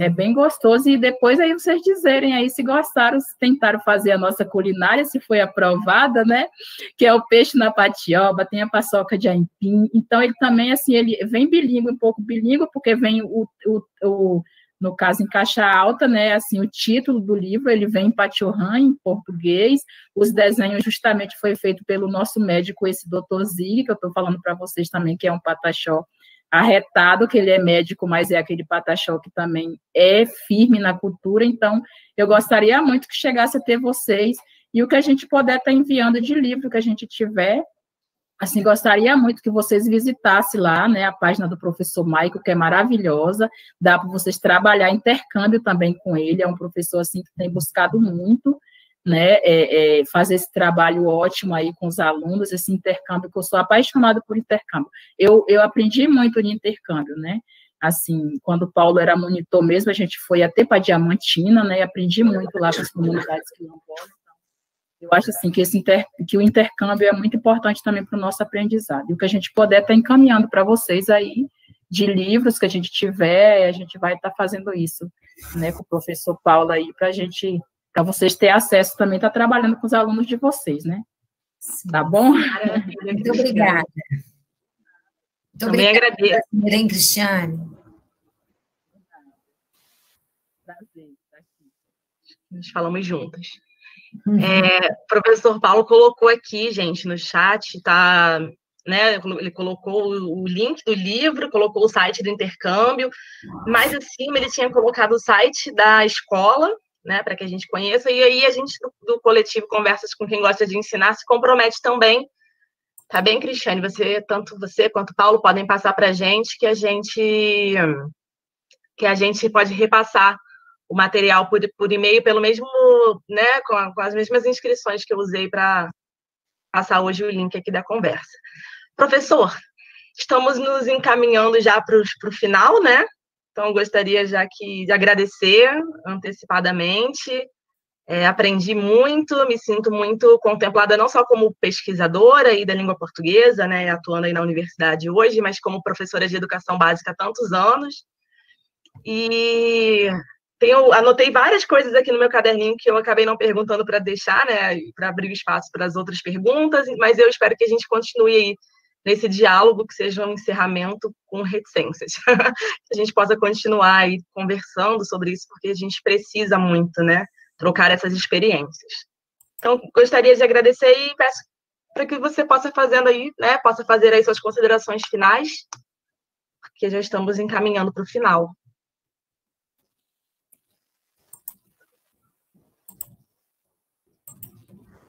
Então, gente, assim... Professor? Paulo, pode falar, Paulo. Depois eu falo. Depois eu só quero encerrar com o canto também. Ótimo, como você quiser. Eu agradeço a Anabelle pelo convite, a Marcela, não sei se era isso que vocês gostariam, né? Mas eu acho que é um momento propício para a gente discutir essas coisas, né? Tem muito material na internet que vocês podem estar acessando. Eu concordo com um monte de coisas que foram ditas, né? Faço também um convite para que conheçam as comunidades pataxó do sul, extremo sul da Bahia, né? Então, as comunidades precisam do apoio, né? As comunidades, a comunidade da Cristiane, por exemplo, o território ainda passa por um processo de demarcação ainda muito sofrido, né? Então, quanto mais apoio, quanto mais pessoas divulgarem na internet a causa deles, a escola deles, a comunidade deles, às vezes nem lá, mas dá um apoio, ajuda bastante nesse processo aí, né? Então, a gente pede que dê esse apoio às comunidades indígenas. O Museu Nacional está com mestrado em Linguística e Línguas Indígenas, está com as inscrições abertas, é o único mestrado e programa que tem cota para não indígenas, então, se alguém quiser trabalhar e estudar línguas indígenas, então 40% das vagas é preenchida para não indígenas, né? Então,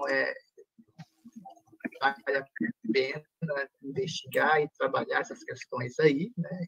Convido para dar uma olhada no edital no site do museu, está construindo isso. No mais, agradecer mesmo e dizer que é uma grande satisfação estar com vocês, estar com a Cristiane. A gente estava, semana passada, em outra live, discutindo a Zabelê, que é a matriarca, o papel da Zabelê como na construção de políticas linguísticas na região de Cumuruxatiba, né? E agora está com o filho aqui. Mas esse momento é muito importante, né? Sobretudo pela força da Cristiane, né? A Cristiane, como ela falou, ela passou no mestrado, mas não conseguiu ficar, né? E a gente tem a dificuldade. Se para a mulher não indígena é difícil acessar a pós-graduação em estrito sensu nesse país, para uma mulher indígena é mais difícil ainda, né? Então, A Cristiane conseguiu vir, ficou um período, mas depois não conseguiu permanecer no curso. Então, não conseguiu porque é mãe, tem uma série de questões também, tem as questões da aldeia com o território que demandaram também da presença dela lá naquela região. E aí, só para dizer ainda que Cristiane foi a única nordestina que conseguiu sair e acessar esse mestrado no museu, né? Vários indígenas já foram formados no museu, mas todos de outras regiões, nenhuma da região Nordeste, né? Então, era muito importante, foi importante ela estar lá, mesmo a presença dela lá inicial foi muito importante para marcar aí a história das línguas indígenas do país, né? Para marcar que essas línguas elas não estão mortas, né? Essas línguas elas foram silenciadas e invisibilizadas, né? A própria Lourdes perguntou aí se essas línguas são tratadas como dialetos ou línguas, né? Algumas línguas indígenas foram tratadas durante muito tempo como dialetos, né? A língua mágua, por exemplo, do povo mágua, que é uma das caciques, está no Museu Nacional estudando hoje, ela, inclusive, está no Museu Nacional estudando para dizer que a língua dela não é um dialeto da língua cocama, que a língua dela é uma língua mesmo, não tem nada a ver com dialeto, né? Mas foi classificada por Arion Rodrigues como dialeto. Então, daí a importância desses pesquisadores estarem reconstruindo esse campo da linguística e das línguas indígenas em nosso país, né? Porque se as línguas hoje estão mortas, foi porque algum linguista, em algum momento, disse que elas estavam mortas, né? E elas não estão mortas, elas foram adormecidas e foram silenciadas aí. Em qualquer hora elas podem surgir novamente aí, como o Pachorrã surgiu, como o Tupi surgiu, como o Cariri surgiu, e outras línguas têm surgido aí no Nordeste brasileiro. Então é isso. Uma boa noite. Boa noite, professor. Muito obrigada em meu nome, em nome da Anabelle, de todo o grupo, de toda a equipe do Conversas com quem gosta de ensinar. Cristiane, estendo também meu agradecimento a você, como eu disse, né? Eu tenho um caderninho aqui cheio de questões que eu espero que a gente possa continuar aí travando esses diálogos, essa troca. Então, eu vou me sentir satisfeita, né, de não ter feito tantas perguntas hoje que eu gostaria, na certeza de que a gente vai se encontrar em outros momentos, né, tanto com você, quanto com o professor Paulo, e faça suas considerações, fique à vontade para encerrar esse espaço como você achar que deve. Então, professora, todos, né, gostaria de agradecer muito de coração a professora Anabelle, né, que eu tive esse contato com ela, a professora Marcela, né, que foi agora por último, e assim dizer que a todos vocês, né, espero que um dia esse encontro aconteça pessoalmente, né, vou fazer o convite que, quem sabe, depois dessa pandemia, um dia vocês podem juntar aí os alunos, eu vou para a aldeia de Cristiane para a gente passar 1 ou 2 dias lá, né, venham que vocês vão ser muito bem recebidos, vocês vão amar, minha comunidade é simples, mas é gostosa a comunidade, você vai ter, estou fazendo a propaganda, tá? Vai ter acesso, você vai ter acesso à praia, você vai ter acesso à mata, então, assim, sintam-se à vontade, sintam-se acolhidos, sintam o meu abraço, né, que os nossos encantados estejam juntos sempre com vocês, conosco também, para que essa pandemia passe, para que a gente volte às nossas vidas normais, né, normais no sentido de melhor, né, porque sem essa pandemia podia ser ruim, mas estava melhor.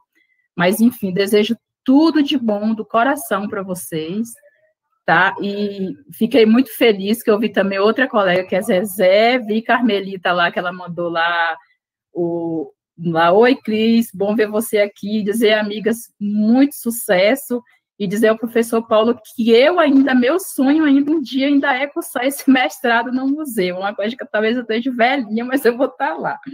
Né, porque eu gostei muito, aprendi demais com os colegas, aprendi demais no museu, rico, aprendizado rico, e também para insistir nessa defesa aí de que a língua pataxó não está morta, está vivinha, e mudar não, melhorar esse quadro aí, né, então, enfim, mas satisfatório, agradecer de coração, espero que eu tenha contribuído aqui com vocês, e vocês também contribuíram, né, com certeza com o meu aprendizado. E eu vou cantar um canto, né, final do povo pataxó, em homenagem a nós, né, e que o nosso encantado nos ajude aí, nos ilumine para que a gente saia dessa pandemia o mais rápido possível, né. Que eu estou aqui, eu estou na minha comunidade, eu estou na praia, eu estou plantando, eu estou fazendo meu artesanato, mas eu fico imaginando vocês que ficam trancados aí, né, dentro de apartamento, enfim. Eu vou cantar aqui meu cântico de encerramento. Eu não trouxe meu maracá, que eu era para mim ter, esqueci meu maracá dentro da sacola, dentro da loja, não consegui trazer, mas enfim, o canto é de coração. Os pataxó pede licença, os pataxó pede licença, na minha aldeia nós queremos ramear, sou rei de batalha, na minha aldeia eu sou guerreira de lá, sou rei de batalha, na minha aldeia eu sou guerreira de lá. Os pataxó pede licença, os pataxó pede licença, na minha aldeia nós queremos ramear, sou rei de batalha, na minha aldeia eu sou guerreira de lá, sou rei de batalha, na minha aldeia eu sou guerreira de lá. Nitiaueri, gente, muito obrigada. Foi um prazer. Muito obrigada, Cristiane. O prazer foi nosso, que a gente possa se encontrar. Já aceitamos o convite. Pode. O formulário que a gente vai passar é de quem vai. Que isso passe logo para que a gente possa se abraçar, para que a gente possa estar perto, que a gente possa travar essas conversas aí mais perto. Tá, muito obrigada, professor Paulo, que a gente possa se encontrar em breve. E depois você pode chamar. Vamos pedir o pessoal. Aí a Anabelle apareceu. Gente, vocês foram maravilhosos. Eu estou aqui no background hoje, mas estou, nossa, pulsando aqui língua, cultura, né? Enfim, todo esse encantaria pataxó. A gente precisa de encantaria todo dia na vida da gente. Obrigada, Cristiane. Obrigada, Paulo, você é maravilhoso. Olha, eu tinha que entrar para dar um beijo nesse povo e pedir a todo mundo para abrir a câmera para a gente fazer uma foto bonita desse momento, gente. Tá todo mundo aparecendo aqui no retangulinho. Ó, beijo, todo mundo com a câmera aberta. Principalmente os professores indígenas, que o Paulo citou, que estão na sala.